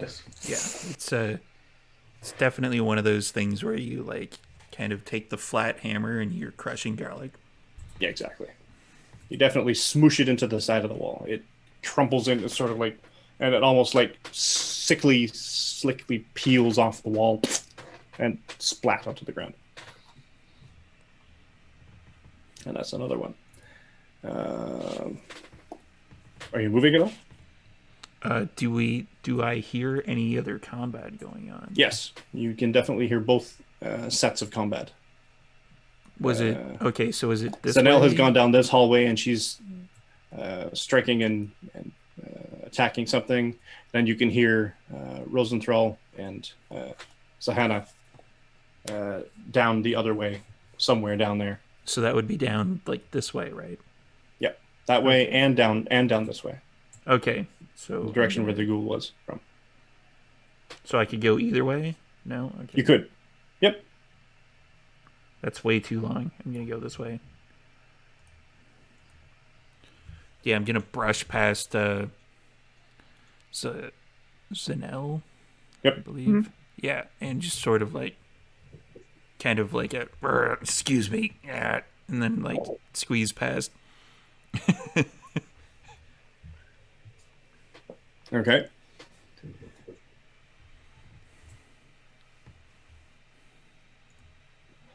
Done did it now. Got the beard. I'll even move you there. Very tight squeeze in here, though. That's You're okay. like, oh crap. I only need to hit him once. Narrows quite down. You're like, ugh. And it's Malik Rosenthal. Okay, so Rosenthal, having seen Zahana basically be like, take this, try again, is going to grab the hand axe, and in all his brilliance, he's going to take a step back to throw it, because he thinks maybe like he needs to like set himself first. A parabola with the arc. Yeah, he's like doing all this like math in his head. He thinks like maybe that'll do it, right? Give himself a second. And he's going to throw. And that is a 14. That's a hit. Hey. All right. What should I roll for damage? A 6? D6? I don't actually know what the damage It's a D6 for the hand axe. Yeah. D6. Plus strength modifier. Oh. Well, now it's a 3. Oh That's- no, is your strength a negative? Yeah. Yeah. So The pain. you step back, and you've got that Katie, what's her name, with all the mathematics stuff that's popping up all over the place, and you're just sort of staring at everything. It's like arc of the parabola and this and everything. It's like, oh, this is what I should do. And you try to imitate the throw as best you did, but you slip on a little bit of something. Might have been a rat skeleton. You're not sure. And you're like, oh, like that. And then you throw it, and the arc doesn't go the same way as you wanted it to, and all of the calculations in your head, but it manages to go a lot more straight, and it buries itself quite cleanly into the chest of the lead ghoul, and it's recoils, and it's buried very solidly in there. You forgot to divide by 0. That's Mm. That's And the can thing. I also just say that Arc of the Parabola would be a really great band name? I don't even know what I'm saying. No. That was awesome. Where are we? And Marcos. Seeing that Maul has been cast very effectively, and also that the big guy has gone barreling down this corridor, Yep. I'm going to glance over my shoulder at Isamina, and then realize that two of the people who I am least confident in are probably fighting on their own. And I'm going to take off sprinting. 1, 2, 5, 10, 15, 20, 25, 30. That's as far as I can go, but I am hauling ass. Well, you can take your bonus action as a dash. To dash, yeah. Which is another 30 feet. Yep. Max. 5, 10, 15, 20. And that's as far as I can go without running into... Yeah, so you see them, and the corridor is pretty much blocked up. The two of them are there, and you can see two ghouls in front of Zahana trying to scrabble at and trying to get at him. But there's no real way to get past. Yeah, all Rosenthal hears is running like clank, clank, clank, and then a really loud curse in Infernal. Says something nasty in Pig Latin, and You hear use your something remaining 10 feet and go backwards. You hear Zahana saying Infernal, don't need to be rude. Nice. I mean, that's kind of the whole point of the Infernal, but that's okay. You don't use Infernal to say polite things. Exactly.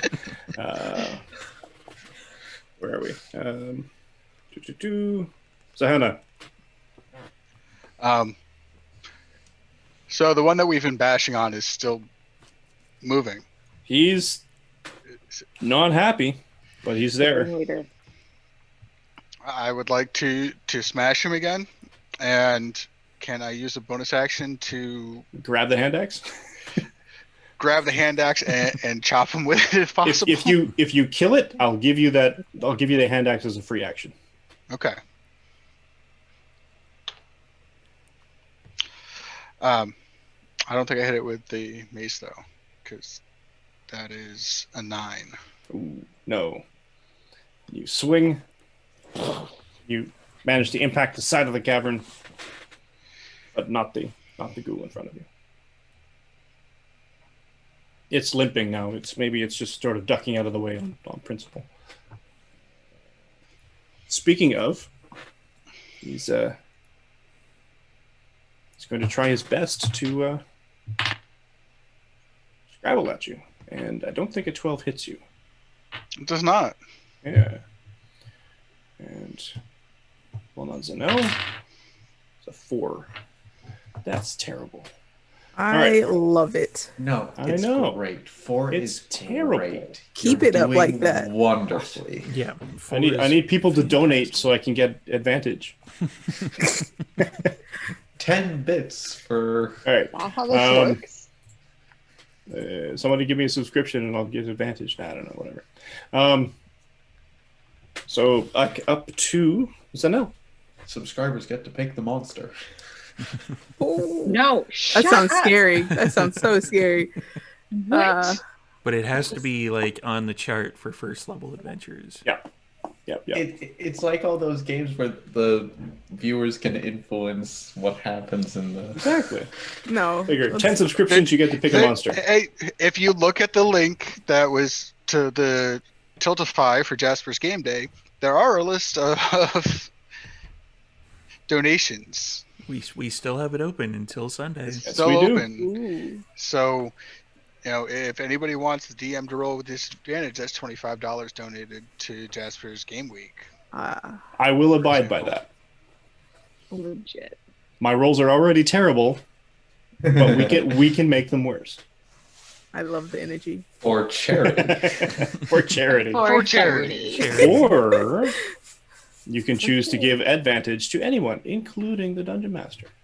Ooh, no, that sounds. That's a little more expensive. however. It's $20 to give a player advantage, while it's $50 for the DM, It is. or 25 Just for saying. extra damage dice. You can see the wonders of what Maul could do with casts. Oh yeah, give me another D8 on Maul. That would be amazing. All right, Zanel. All right, let's attack again. Okay. 16 with the short sword.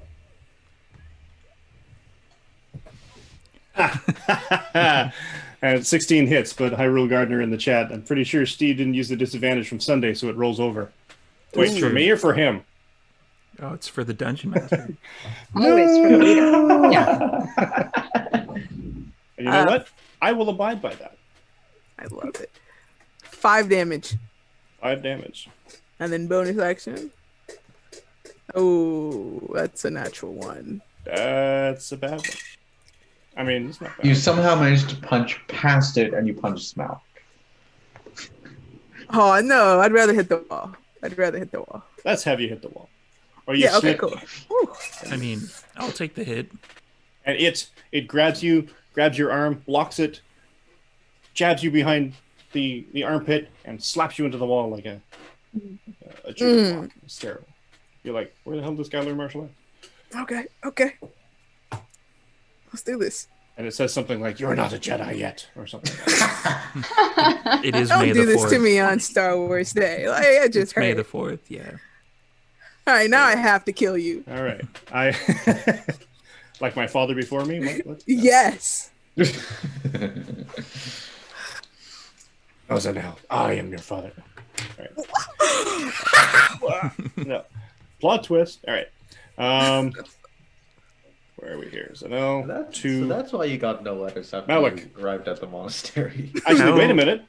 Before, you guys are positioned apart from each other, so you do get advantage. Roll that one again. Oh, okay. I caught it this time. It was 10. It was fine. I just, just 10. Just a 10? All right, Yep. so you didn't get slapped into the wall.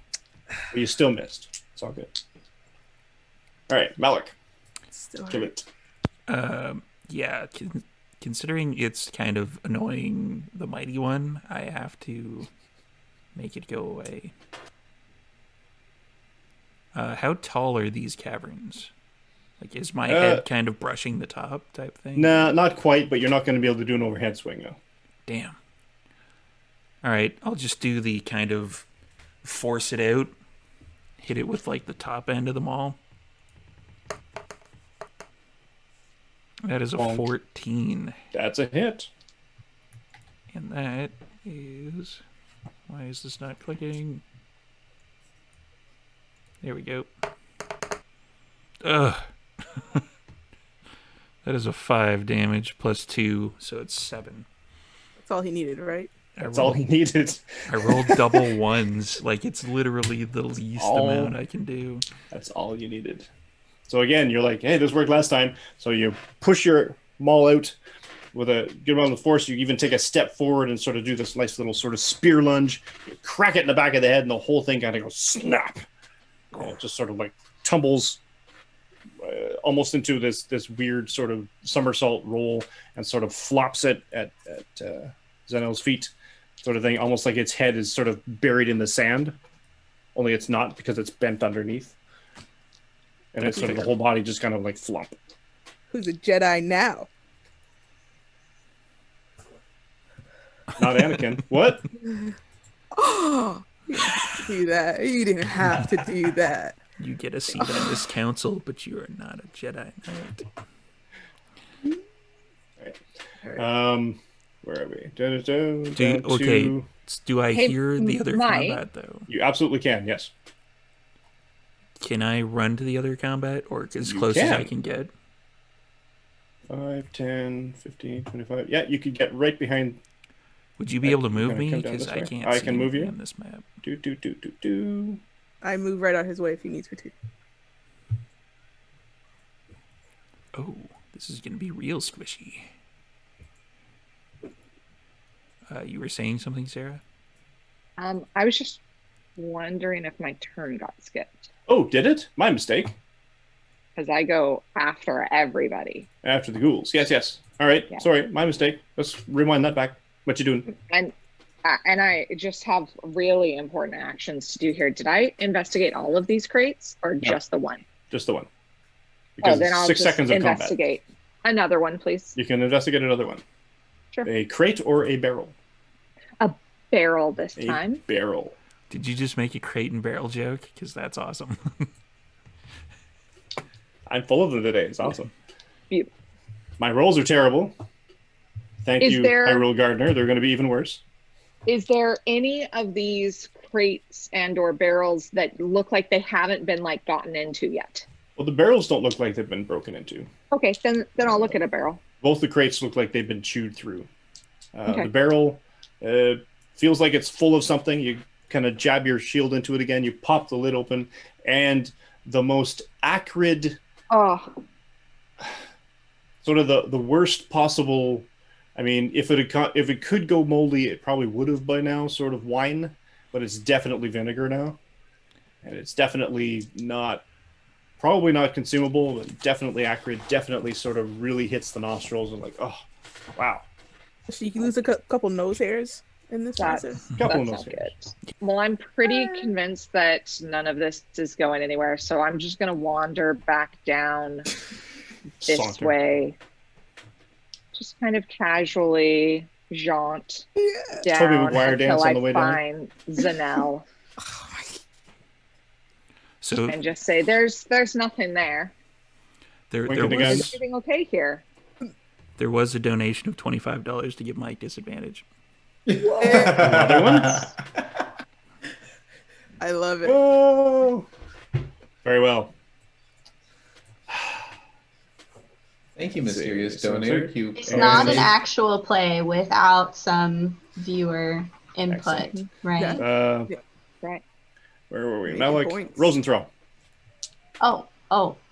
Okay. I may not even have to roll that.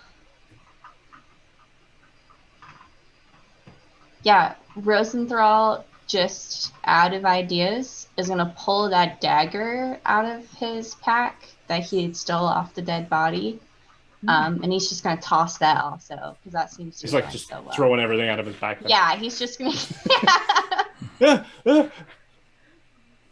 Roll your hit. Strength. That is a I always nat thought it 20. should be dexterity, but it's not. Ooh. A natural 20. Nice. Yes. Wait, a dagger, wouldn't that be a finesse weapon? It is a finesse. You could choose dexterity if you wish. It doesn't matter. Your dexterity is 8 too. No, that one's a 10. Well, then But it does matter. It's a +1 technically. that's true. That's true. That could be make or break. But unfortunately, But it's a 20. That's 3 damage. Hey. But I don't take anything away if I use Dex. So Wait. So did you double the dice because it's a natural? I did double the Dex. And how did it go 3? I got a 1 and a 2. Oh yeah. Okay. And my Dex mod's a 0. So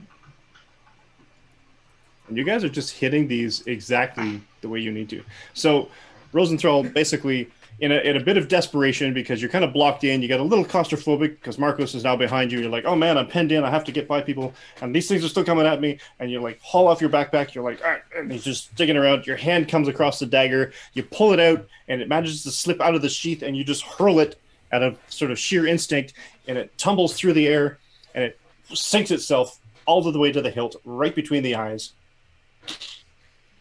And it just sort of has this dumbstruck look, which is kind of easy to do because it's already dead. It's just sort of like just falls over. The hand axe still in its chest, the dagger still stuck straight into its forehead.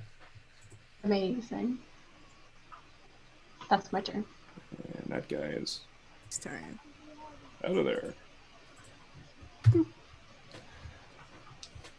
last guy is rethinking his life choices. No. And Marcos.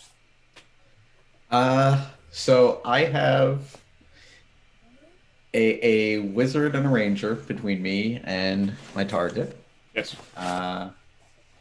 But it is close enough that I can yeet my spear at it. You could. It is considered. It has cover because you got to throw past people. Right. So that would be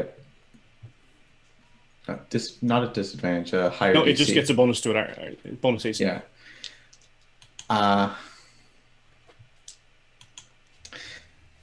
I'm going to Hail Mary. I'm going to yeet my spear at it.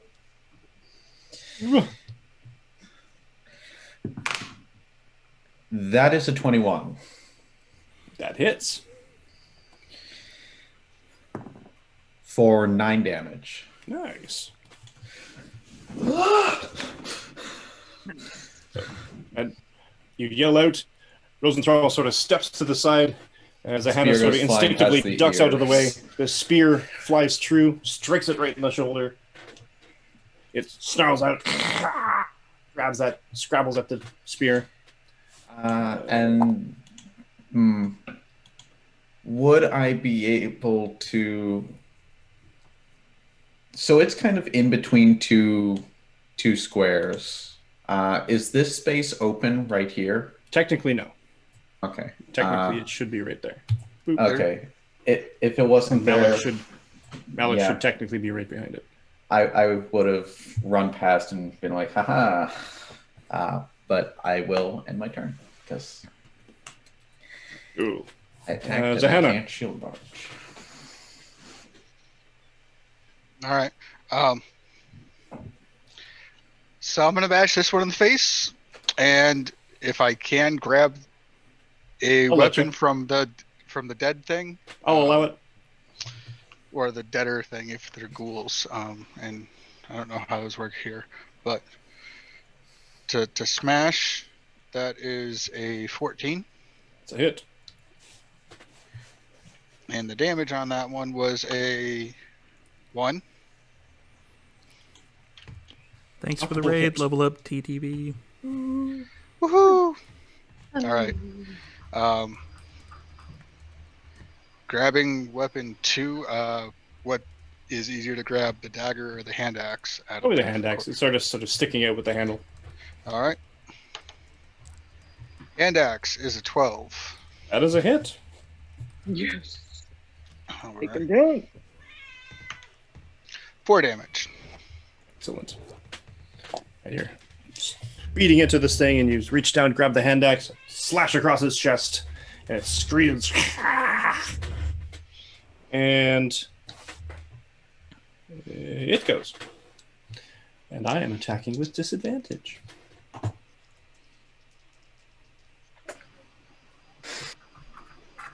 And it's a good thing, too. Not quite the 20 and 1, but there was a 20 and a 4. So it scrabbles at you, but because you've bashed it and slashed across it, sort of thing, it's no purchase, and you managed to fend off its feeble attack. And once Chapter again, I'm game gonna. day. Once Save again, your at the end, I'm gonna, hold the axe backwards for the person behind me to grab Nice. and throw. Nice. You're saved by Jasper's game day. And back to the top. Oh no, Izamina? I am going to, since Sinel looks like she's totally got this handled, I'm going to continue on kind of down. Do I hear where like the fighting is coming? Oh, if I just go down far enough, I see everybody? Yep. 1, 2, Um, 3, 4, 5. You can make it down to there's a big junction. Yeah. You can make it down to Like there. You there? can see where Malik is up ahead because he's got a torch with him, I think. I do not. okay. I have dark vision. Do you have I dark have- vision? And I have dark vision as well. Then you would probably see the trail of smoke that I'm emanating. Because Yeah. I'm that angry. Smoke. Okay.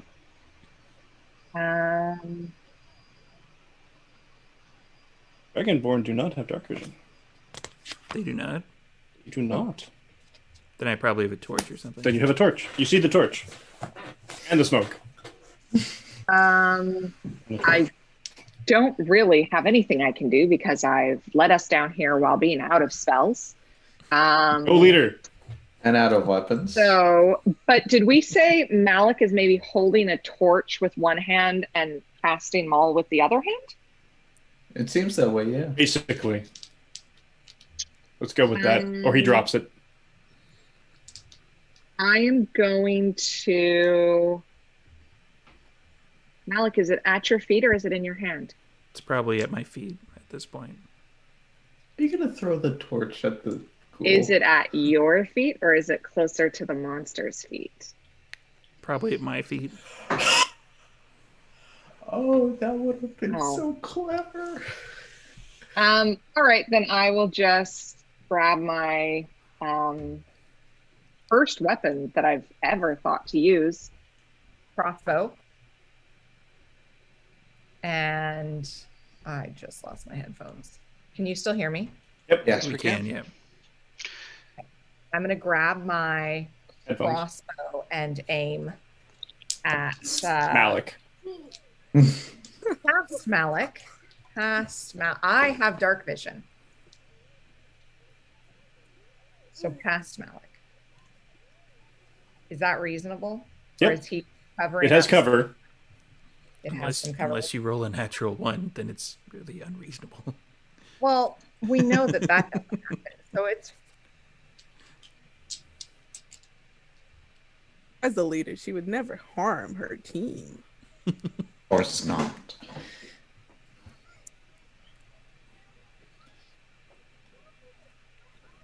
We can't hear you, Sarah. It might have flipped over in your Zoom settings. Yeah, I might have switched. Can you hear me now? Yes. There we go. Okay. Well, it's not a 1. I can't really read. Oh, it's an 11. That's 2 1s. That's That is 2 1s. And just as effective. Almost. yes. No. Yeah. It does, in fact, miss. It didn't hit Malik, you guys. I'm the Did one not that hit told Malik. you. But it No, but a crossbow bolt just comes between the legs of everyone on the other side of the ghouls. Well, I was going to say it goes between Malik's legs, which is sort of almost disturbing of him because he sort of looks down and there's a crossbow bolt sticking in the dirt. Did it push the torch closer to the enemy? Are you aiming for the torch? No.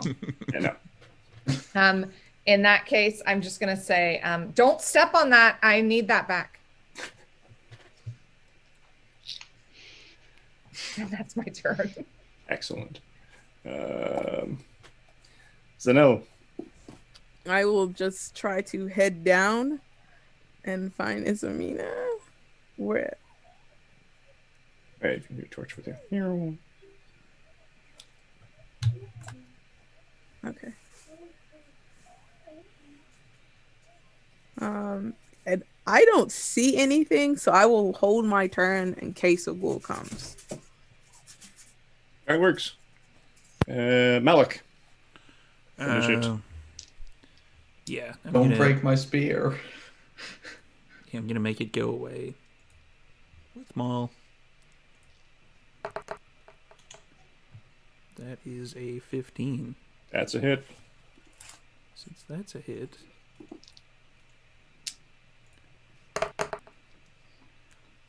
that is a fair chunk of damage. That is 10.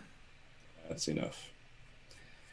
And with the final swing, the crushing blow, the bones of this ghoul collapse because they're so frail and brittle after being down here for as long as it's been dead or longer, and sort of crushes under the weight of the great iron hammer that you're using.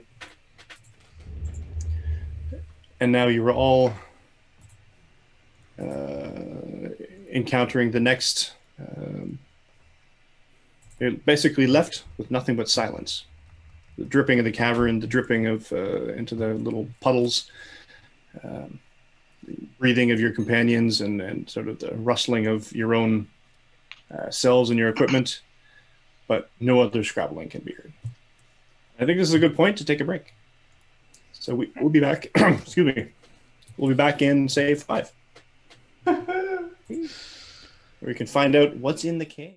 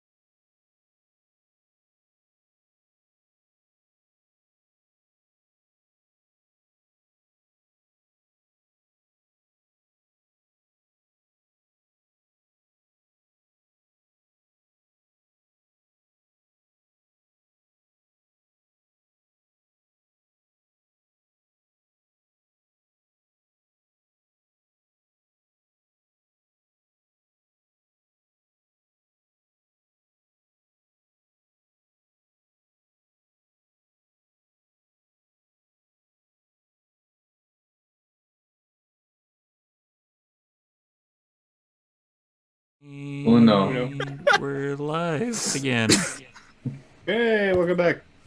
Welcome back. So, in the aftermath of destroying the undead denizens of this dug-out tunnel-like basement, party is left with naught but the dripping sound of moisture in the tunnels.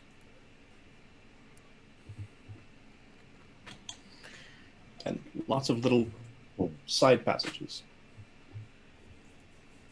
Would someone be so kind as to give me my spear back? Yeah, I'm gonna. You guys can move around. You can do your retrieval of weapons. I'm gonna take weapons out of the. I'm gonna grab the hand axes that were lost, and I'm gonna take the dagger and look at it. Like, can I keep this? Yeah, I mean, I don't need it.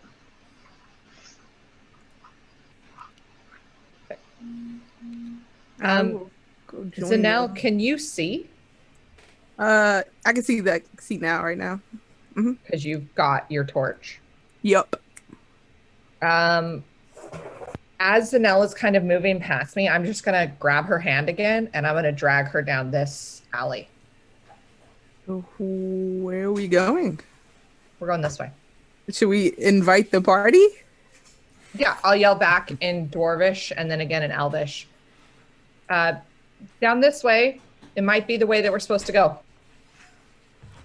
We need to rest. We just wait. Hold on. Can we? Yeah. We came into an area that was locked off from the side we were coming from, with a bunch of undead creatures running around in it. I don't think this is the way they came in. It's definitely not. There's no way they're running around with these things down here. Doesn't seem very sanitary to me. We should go back to the inn, regroup, let that innkeeper know what's going on, and, come up with an idea instead of running off into more of those creatures. In Elvish, I'm like, she's not listening.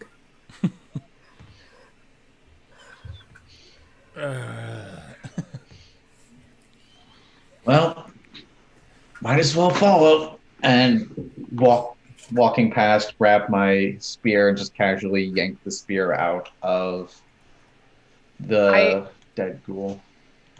I'll turn around because clearly I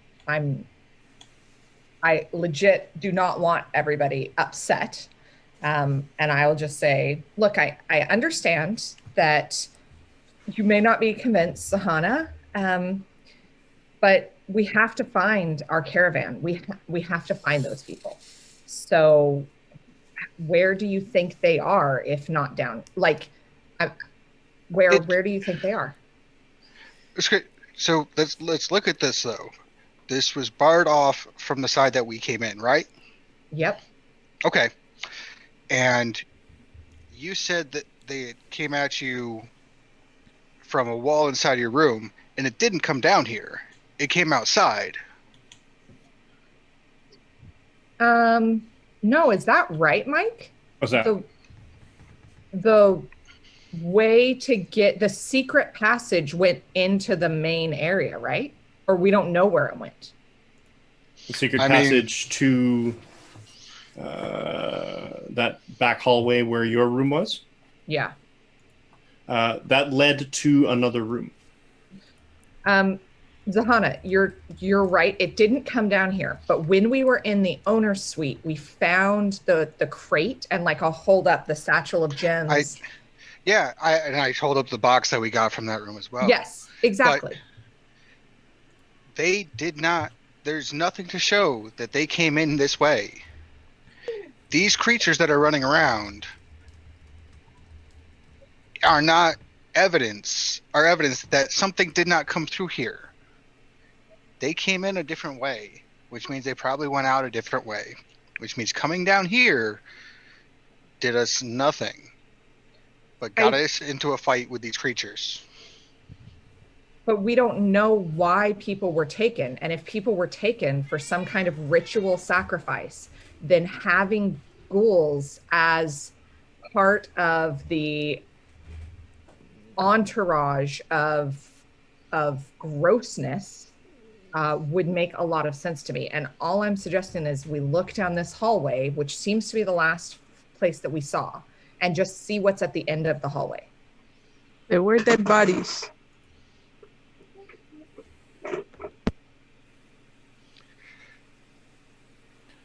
We don't know what else is down this maze. This could just be a place where they dispose of bodies.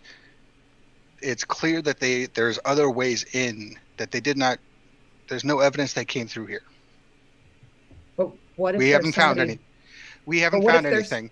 You're What right. we know, what we do know, is that we left one of them tied up at the other end. And that seemed like a better course of finding out what's going on, dealing with him, than wandering around in this blocked off area, which we have no reason to believe they came through. We have no reason to believe that anybody who was taken through here. We have no reason to believe that anybody who came in to take them came in through here. But was there another way we could have had the dude we have talk? Because he wasn't talking for nothing. Like, you peed all over his robes. And now he's tied up with somebody who has who can talk to him a different way than we can, and maybe can get something out of him. But who knew him since birth and didn't seem to think that anybody in their town was capable of anything like this. And my concern is that there is something bigger going on, and why have this trapdoor to this gross area where all these ghouls are if you're not using them for some reason? To dispose of bodies after they're done, I don't know. But if they're disposing of bodies here, that doesn't help us find out what's going on. It doesn't help us find out where the caravan is. And if there is someone in the town who may help us, who may know what's going on, who may be able to give us direction, who may be able to talk to that guy, and if people, that's the one person in the town that seems legit, that's somebody who we should maybe be making sure they're okay. Going further into this does not progress us, does not get us anywhere. This is a place where they disposed of bodies, as far as I can tell. Because what else was keeping these creatures alive other than... We have one hall left. I vote we go for it and then turn around. You guys can go. I'm going back to the inn where the other guy was, because if something happens to him, we've got no leads. We've got nothing to go on. And right now, our best hope for finding out what's going on is with his wife and an old dude who seems cranky as hell. Mike, do we have any indication that anybody alive has been put down here? Or would it only, from what we've seen, was it only after they were dead were they put down here? I mean, you haven't really seen live or dead bodies, other than the ghouls. Well, he was gnawing on something, right? Yeah. I have no idea what it was, though.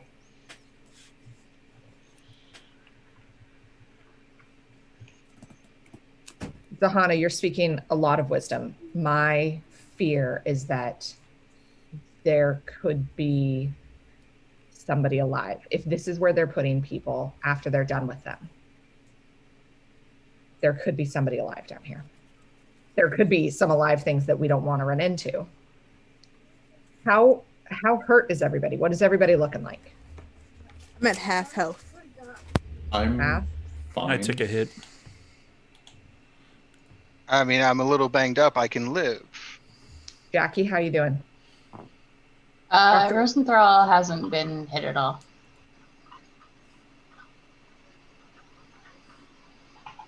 He looks untouched. So we're all I mean- good. I mean, How many spells do we all have? Have nothing. I've got thaumaturgy. I have Oh, all of my has- spells. Has my alarm went off by any chance yet?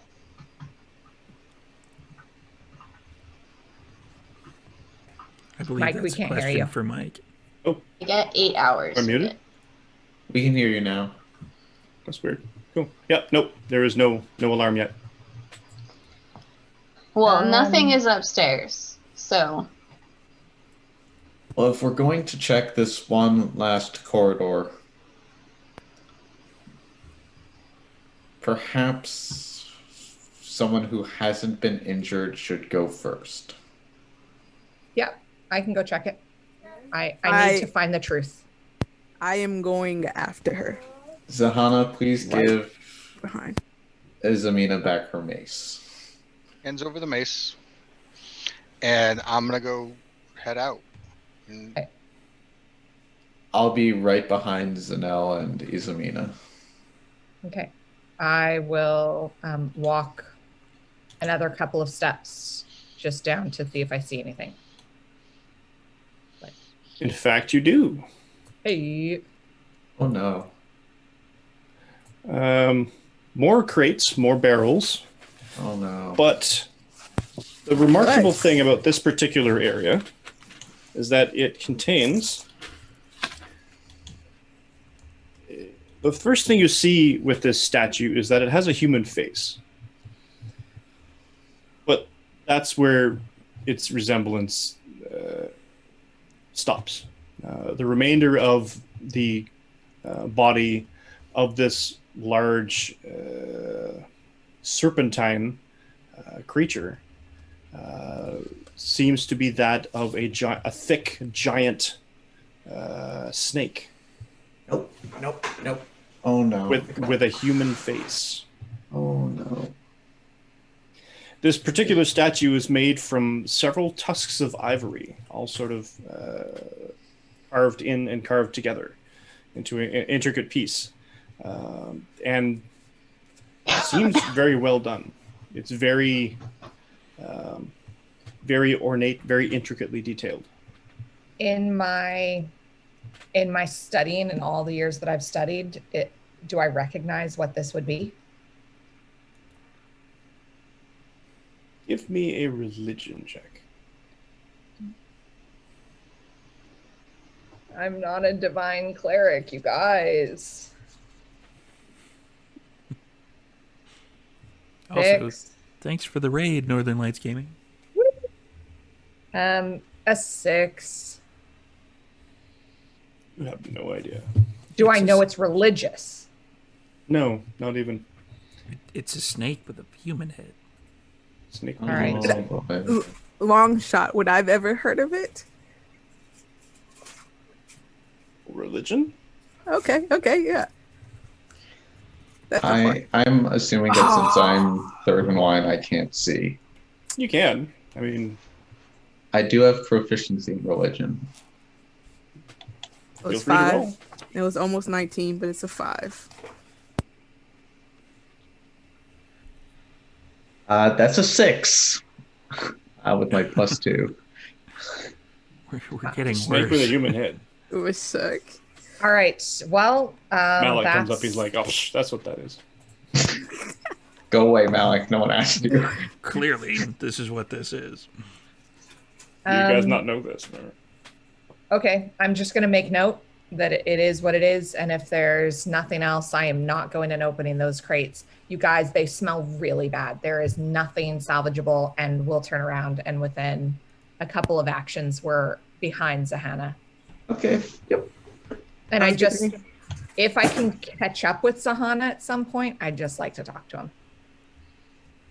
What none of us see is the serpent start slithering after us. Yeah, I'm gonna like Oh. keep an No! eye behind us. I'm gonna be the last one. I'm gonna keep an eye from behind us just in case something comes up. And you all return to the surface without incident. Switch the map. Right.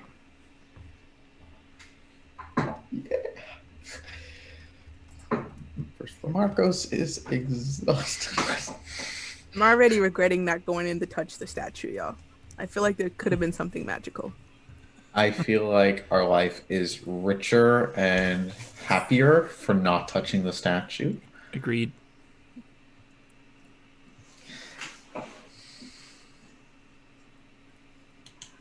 Nothing good ever comes from touching strange statues in underground, undead infested caverns. What are you talking? What are you saying? I'm not I saying anything. definitely will be doing more research on it for sure.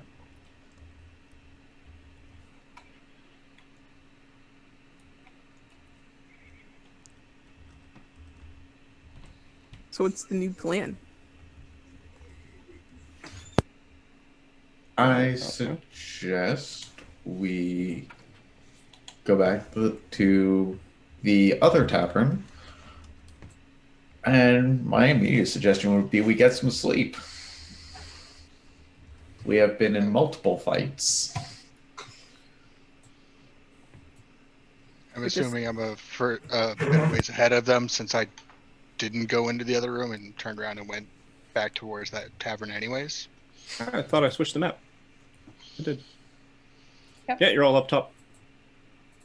Unless Okay, yeah. otherwise you want to continue to search around for something. Yeah, no, I'm Missing is Malik. Malik was back by the door. Yep, got him. I'm hiding. And Okay. yeah, I'm heading back to the other tavern. Yep. I'll go too. Yep, I think we're all heading out. Yeah. Okay. Agreed.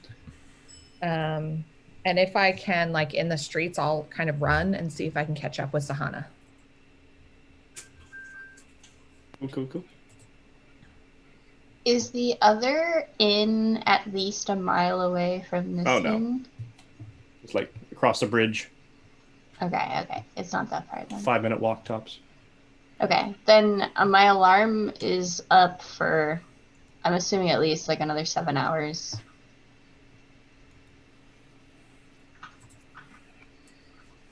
Cool. This way we'll And it know if anyone tries awakens to me come if up. I'm sleeping. Right. You managed to catch Zahana. Hannah,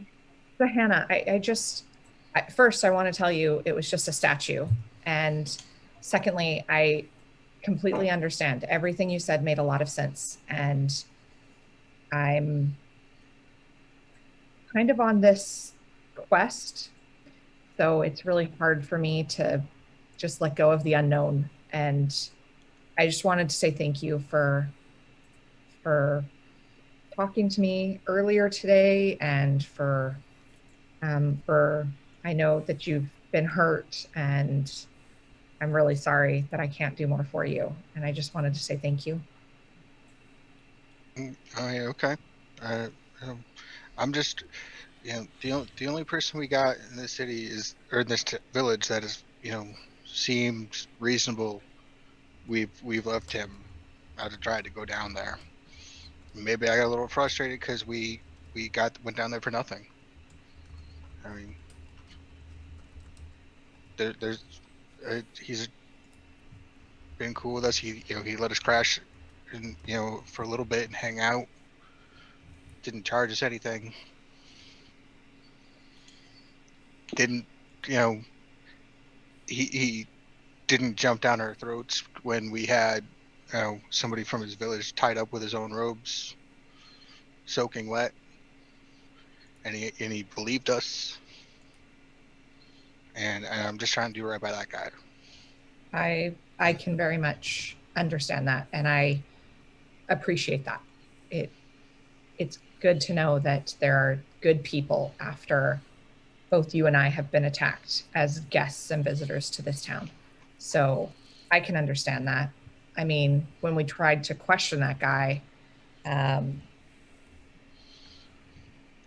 he wasn't telling us anything, and the other inn owner didn't know anything and wasn't able to tell us much more other than like who that kid was related to. So I don't know that we know nothing. We know that the tavern owner that we stayed at the Golden Grain had a bunch of stuff that did not belong to them. And we have evidence that there is definitely funky stuff going on.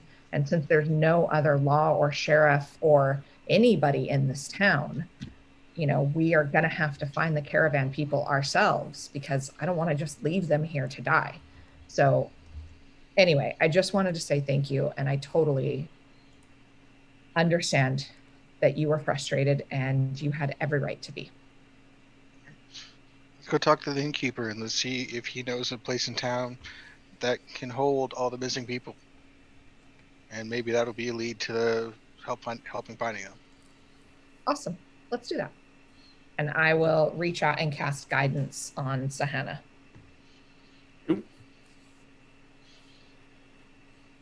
Back at the inn, cliche. The innkeeper and his wife were expecting, in a way, for you to come back to give them at least their like. So, what did you learn? Did you learn anything? Everybody was missing from the other inn. The innkeeper was hoarding some stuff that did not seem like he's quite belonged to him. And there were undead monsters in the basement. Monsters in the basement. I'll show him the little box that had like rings and stuff in it.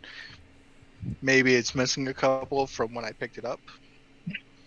Like, we found this, and like the other innkeeper didn't seem like he wore all of this jewelry. I don't recognize any of that. It sort of sifts through it. Maybe he collected it. I don't know. Didn't really know him that well. So there was nobody in that inn, and it was full. But it was almost full when we were checking it. When I couldn't even get a room. So, as far as you know, you had heard people like had popped up and left. You were saying that earlier. Do people just leave often? No, I mean, and it seems strange to you that an inn full of people almost would just be leaving in the middle of the night. Without actually taking any of their stuff. The caravan is still there. Just none of the people. Huh. I don't know what to tell you. Insight check. Okay. I was gonna do too, bitch. Come on, Canadian dice. Let's do this. Relax, guys. This is my thing. 15. Seems to be straight. You detect no duplicity.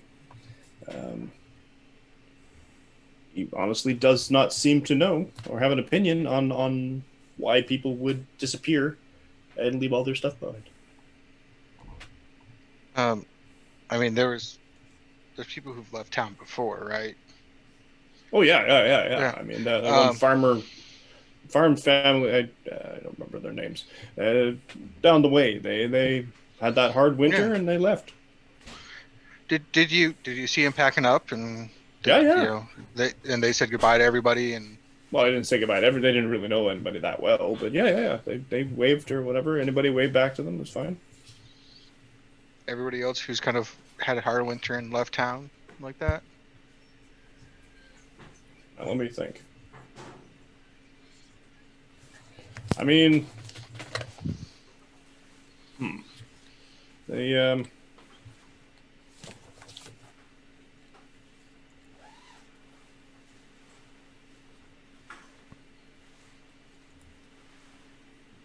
No, yeah, no. It seems like everybody's just.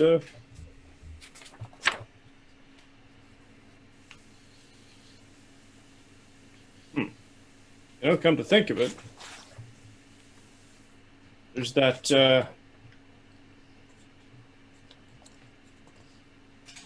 That old.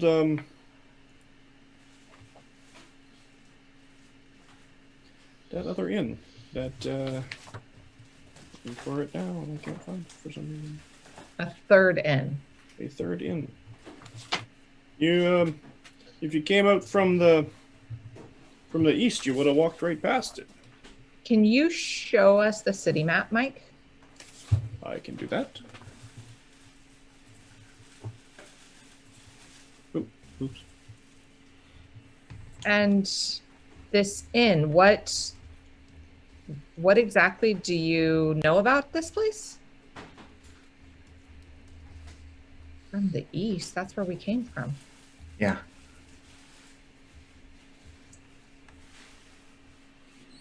Isn't nice? Can't seem to find it. Oh. Well, hold on. I'll find it.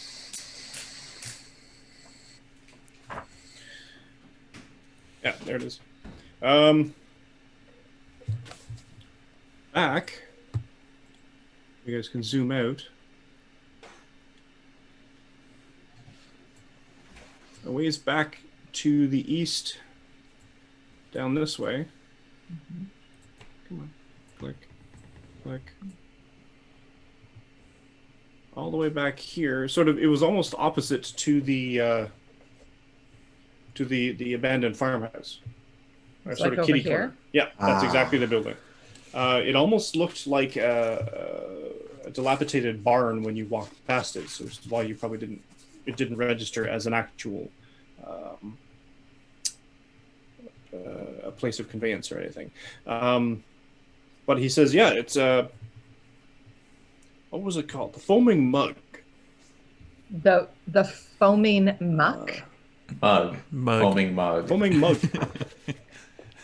The foaming muck. That doesn't sound very appetizing.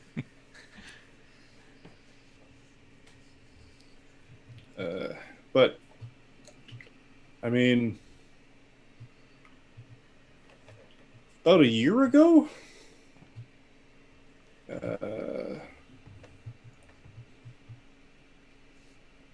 the innkeeper just up and left one night. So No have explanation, these- no other sign. Just one day he was there and everything was fine, and the next day he was gone. So have the people that have been leaving the village, or has that been happening more recently, or is this something that's happened the entire time you've been here? Oh no. It's probably more recently, I guess, within the last. Come to think of it, probably last year. Last year. Yeah, yeah. Has anybody new come to the village? Well, just maybe you around guys. that time? No new residents though, or anything like that. No. And Nobody new has come through. Nobody new Not and has stayed. I see. Well, Wait, do we mean not stayed or not stayed? You mean to come in and settle? To set up residence and build a house and sort of make their way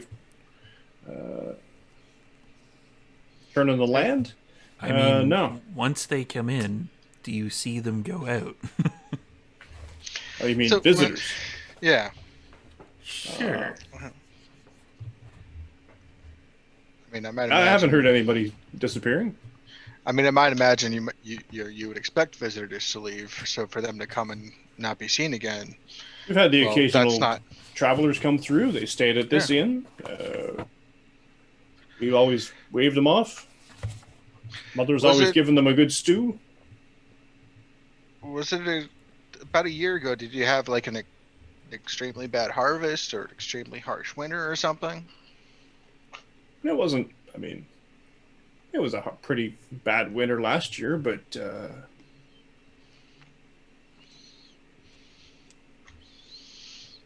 nothing strange with the weather, anyway. Crops, nothing. I mean, Off. the weather was bad, the bad winter, but nothing other than that. Nothing abnormal. I mean, we've had harsh winters before. And you said That's nothing new. And you said the priest in town, she was for a harvest god, you said, right? Yeah, Meliki. Yeah. Temple was just across the town. Yeah. I'm gonna make a religion roll here to try to make a connection. Okay. So with the +1 that I have to religion, that's a 20. Okay. Is it a reasonable connection to make that might know that a harvest god, when the harvest things go bad, worshippers might start sacrificing to that harvest god? Would he make that with a connection? religion of 20, Meliki doesn't work like that. She doesn't require blood sacrifice in order to develop the thing. She's more of a prayer. She requires a portion of the harvest, sort of thing, as a reflection of their devotion to her, sort of thing, for continued harvest, sort of thing, the following year, and continued also by means of different vegetables or different plant foodstuffs throughout the year, sort of thing, not just a sacrifice everything or just big. Obviously, there's festivals, and obviously there are particular days that she reveres more than others, but it's more of a gradual, as the harvest develops, as the harvest matures, as the harvest is harvested, that sort of thing. Would he know what she would look like? Would he be able to recognize a statue or a portrait of her? Oh yeah, fairly common goddess among villagers and farmers. Standard goddess, anything unusual or anything that? Nothing that would require mysterious blood sacrifice or anything.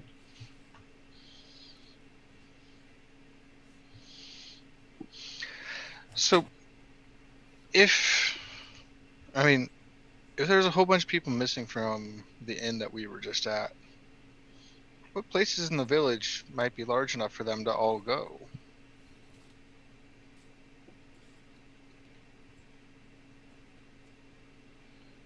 Well, I mean, what do you mean, go? Well, Be held. If people up and leave stuff behind that they traveled with for several distances, there's probably some sort of draw or some reason or something bringing them to a certain location. They aren't just going to abandon the wares that they've traveled from multiple cities and not yet reached their destination to sell. The guards aren't just going to up and leave the goods that they were paid to guard without going somewhere. Okay. They're not going to wander off to the next town. They're not going to go off into the woods. So where might they go? What in town might have room for all that many people going somewhere? Especially to the west of town or kind of north of where we are. I'm not sure. I can't really think. I mean, you could store things in a barn, but I don't think you're going to store, say, I don't know, how many families have left.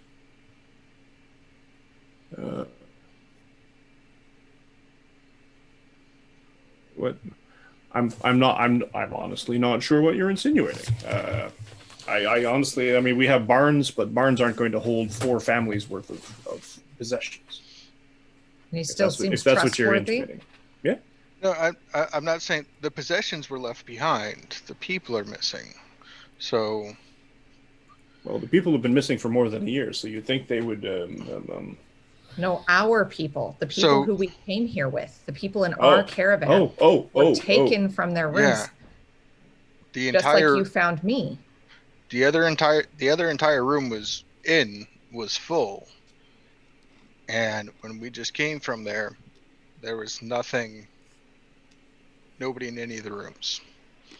There were signs that there used to be people in the rooms. This is all at the grain, huh? People up and left in the middle of the night, they go somewhere. They Does go without their stuff, they're probably not leaving town. Does the grain have a reputation for things like this? No.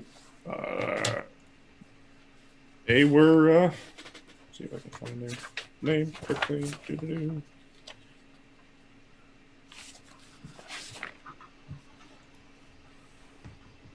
And I'm just going to turn to Zahana while you're looking for that, Mike. I'm just going to say, it's probably not at the other hotel because they captured you and brought you on horseback all the way back across town towards us where we found you. And we did hear more horses riding off in the distance, but I don't know. I mean, I didn't get a good look at the town today, but I don't know where else it would go. I think we're going to have a hard time. None of us are especially trained in animals or tracking, I think. And so we're going to have a hard time finding anything tonight. Do you think our best bet is to try and get some rest and wait until the morning? Probably, See if we can rustle up some other villagers and... If I may, how about we get some sleep, and then it may turn out to be nothing, but now we have another lead in this third tavern where the innkeeper just mysteriously vanished. So how about we get a full night's sleep, and the first thing we do when we wake up is we go check that. Because you never know, we might find something. We might find where they went or signs of their capture. Or we might find a clue to the root of all of this, because there may be something larger going on here. We don't know. We don't have enough information, so anything more we learn is helpful. I think there's definitely something larger going on. You, me, and Zahana were attacked hours ago in our sleep.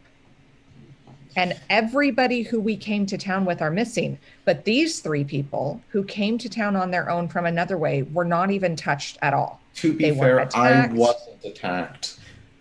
I overheard those people trying to get the old man onto a horse. But to be fair, they really probably wouldn't attack me anyway. So how about we make that our next step? We get some sleep, we get breakfast, because I don't know about the rest of you, that fighting undead creatures makes me hungry. And then we go and we check this new lead we've been given. Sound good? Sleep sounds good. We should all stick together and post watch. Yes, I think that sounds like a good idea.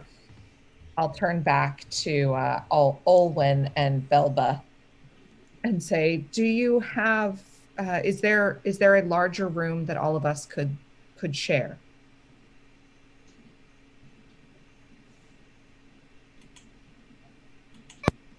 Oh, yes. Yeah.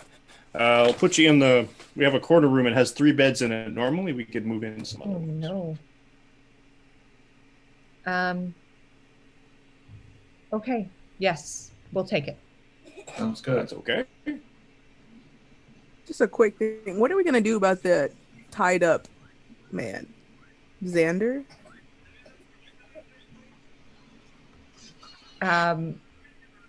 We can deal with him in the morning. Somebody should keep guard on him, though.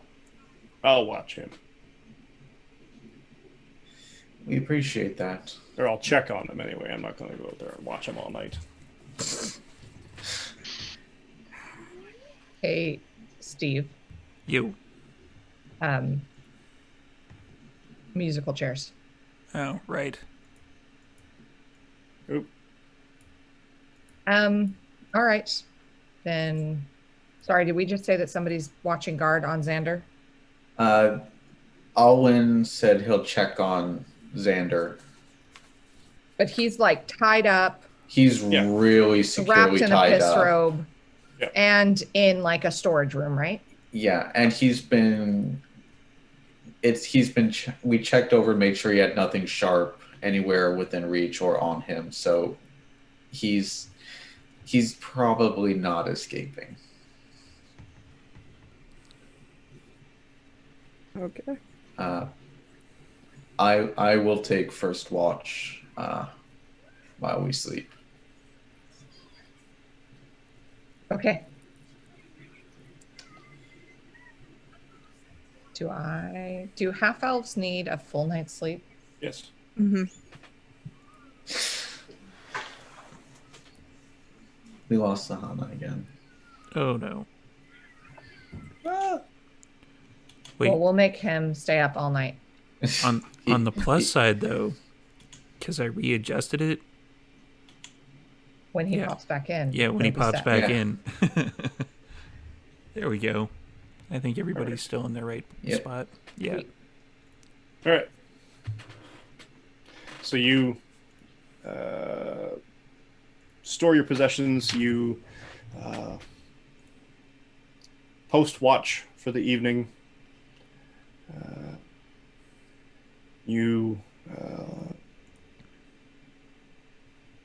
bed down with a certain level of trepidation, a certain level of mistrust for this sleepy little town. And a certain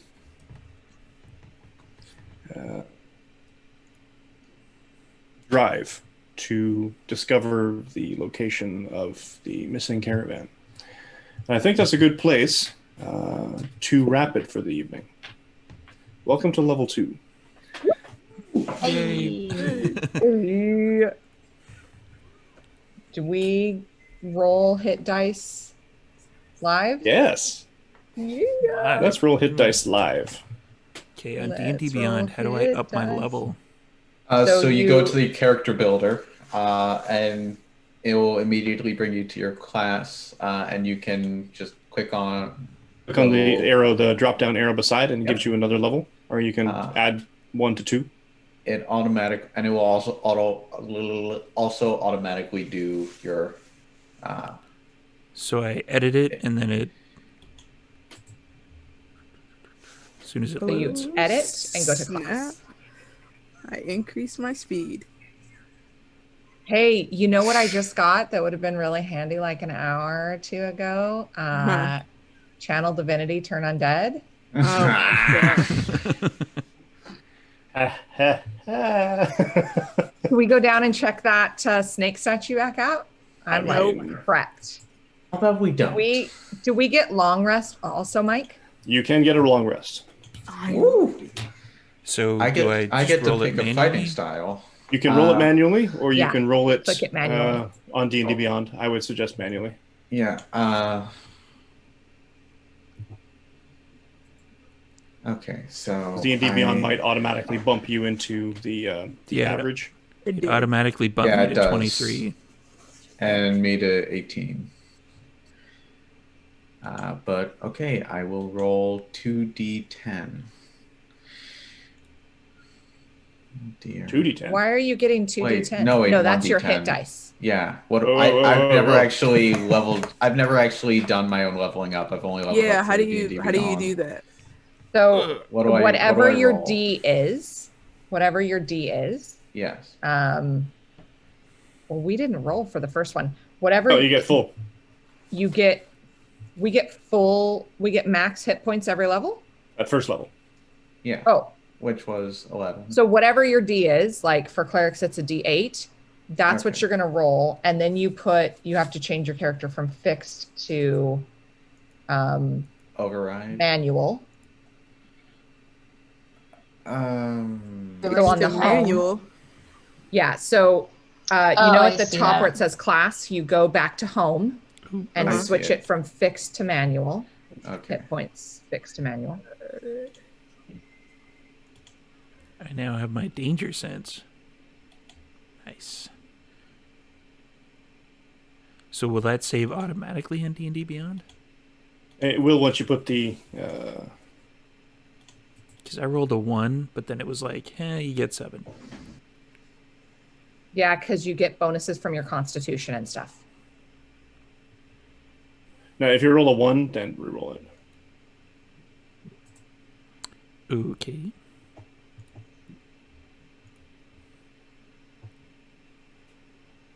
So I take what I had. I roll.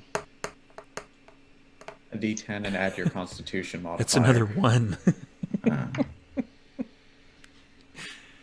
Oh so, my god. So if I got a 10, then I add 12 to mine.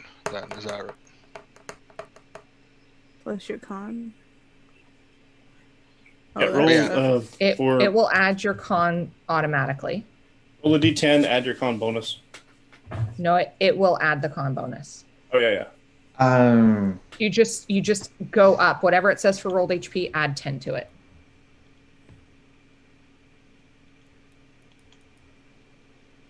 I still don't even see the fixed stuff. Let me just Google it. Let me just see photos. Go, Jazz, go, you know where it says like race, class, blah, blah, blah, blah? On your character edit screen? The first one is home. And you scroll down a little bit, like halfway down the page, and it'll say hit point type. HP, fixed, or manual. Oh, okay. Okay. Does that make Manual. sense? Yeah. Confirm. And then you go roll.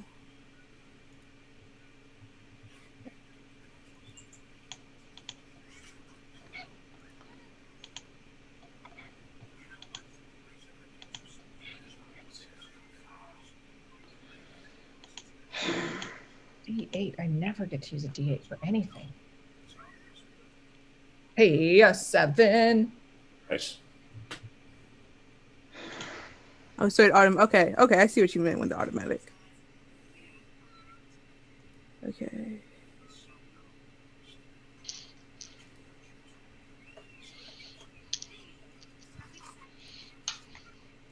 Oh, okay.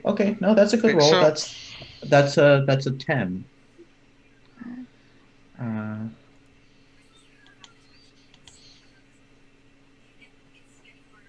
So 10 plus 2. So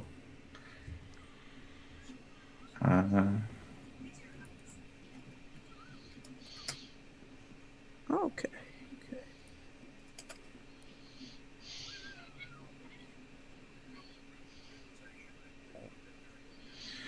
okay. All right. So 10 plus, so 11.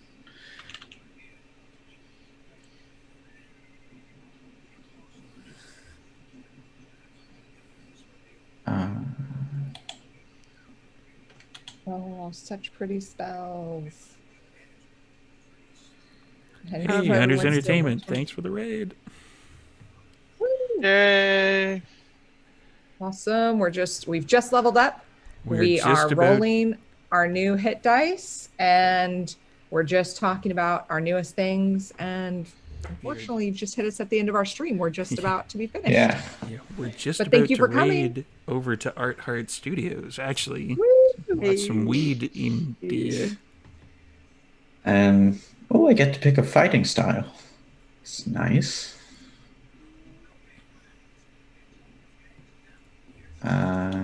One of my new order cleric features is that it's like Bard. I can basically just mom voice people into dropping whatever they have. That's not Just pretty good. no. You're supposed to play a character No. that's not the way you are in real life, Sarah. Oh no, that's how we do. That's how we do. School teacher.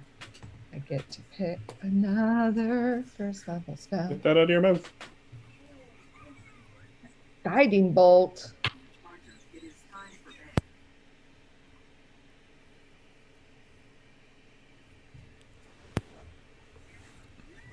All right. I think we can do the rest of this probably off stream.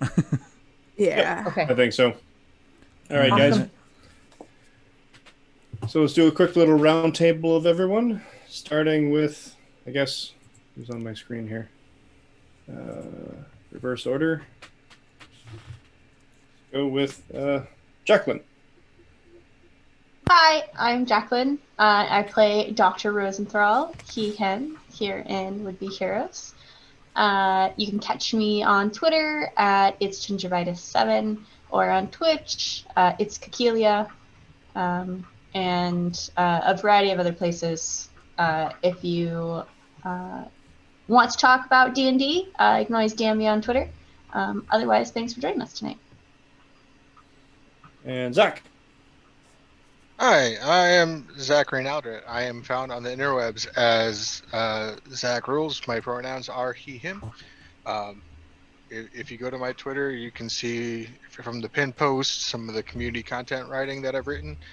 My first one is 3 sales away from copper metal on drive-thru right now, so that'd be cool to hit. I stream Saturday nights at 8 p.m. Eastern over on Vopro Tales. We are currently playing Technocracy Reloaded, and things are not going the best over there. So, or at least not for my character. But he's back in his own body, so that's an improvement. That's good. That's what it needs to good. be. And Jazz. My name is Jazz. I play Zanelle. You can find me on Twitter at Zumain with 2 E's at the end. It's also in the chat. Oh, everything just changed on me. Weird. Okay. Zev.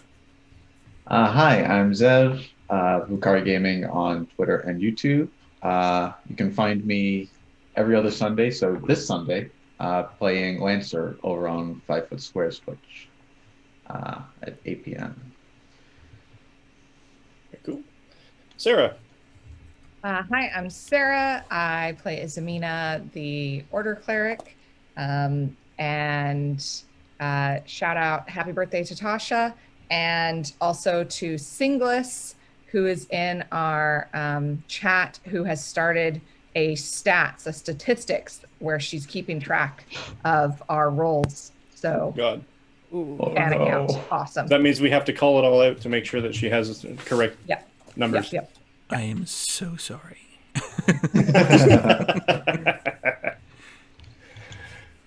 Steve. I am Steve. Regularly, I'm the storyteller here, which is kind of like the DM for Vampire. I run a vampire game, which will be every Saturday at noon PST, usually. But this week, we're going on at 3 PST because we don't have the adjacent game over on the Level Up Dice channel this week, which is Vancouver Adjacent by Night. Usually we take over the entire Saturday and then raid into Philly by Night over on Rolling D's 20s. So, yeah, I just DM'd my first thing 2 days ago for D&D, which was it was an interesting experience. You can check that out in the VODs. Very successfully, I might add. And we also have the Jasper's Game Day still going on. We're like $1 away from 3,400. So if you can, donate. If you can't, take that link, spread it around, help us out.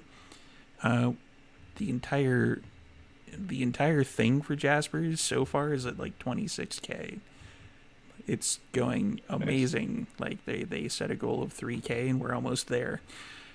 For the entire week, because it's Jasper's Game Week now. So yeah, I'm babbling. So Mike, go ahead. And I am your storyteller, DM, Mike the DM. I'm not taking over Vampire. No. Trying to steal my seat. We're switching seats. That was great. You can catch. I was the DM for this motley crew of would-be heroes. You can catch me on Tuesdays playing, or no, Saturdays. We film it on the Monday, playing a vampire in the Vampire and the Vancouver by Night game. I will also be running, or I'll be playing in a game potentially in the months to come, probably mid-June. Here again on this channel on Sundays. You can catch my pre and post-COVID, hopefully post-COVID, cosplay adventures at Canadian Captain America or CDN Cap America on Twitter. And I can't think of anything else. Yeah, donate to Jasper's Game Day. Keep hitting me with these disadvantage rolls. I can take it. Bring it on. Saving lives. That's for real. All right, so we are going to pitch it over to the fine folks at Heart Studios because they are awesome. Go watch some Weed D&D. Woo! Oh, wait, not exclamation point. It's the slash. And Thanks everybody for watching. Have a good night, everybody. it's going to be a couple seconds. Keep waving. Spirit finger. Bye. Have a wonderful night. Yeah, we're still on for a couple seconds. It's fine. Oh no. Awkward. Level 2. So anyway, Level 2, the level where I start actually being able to do things. All right, I'm gonna transfer You and your it one over. spell slot. Gonna transfer it 2. over to I have our 2 spell thanks for slots. watching and bye Have a good everybody. night, guys. Bye. See you next week. Bye.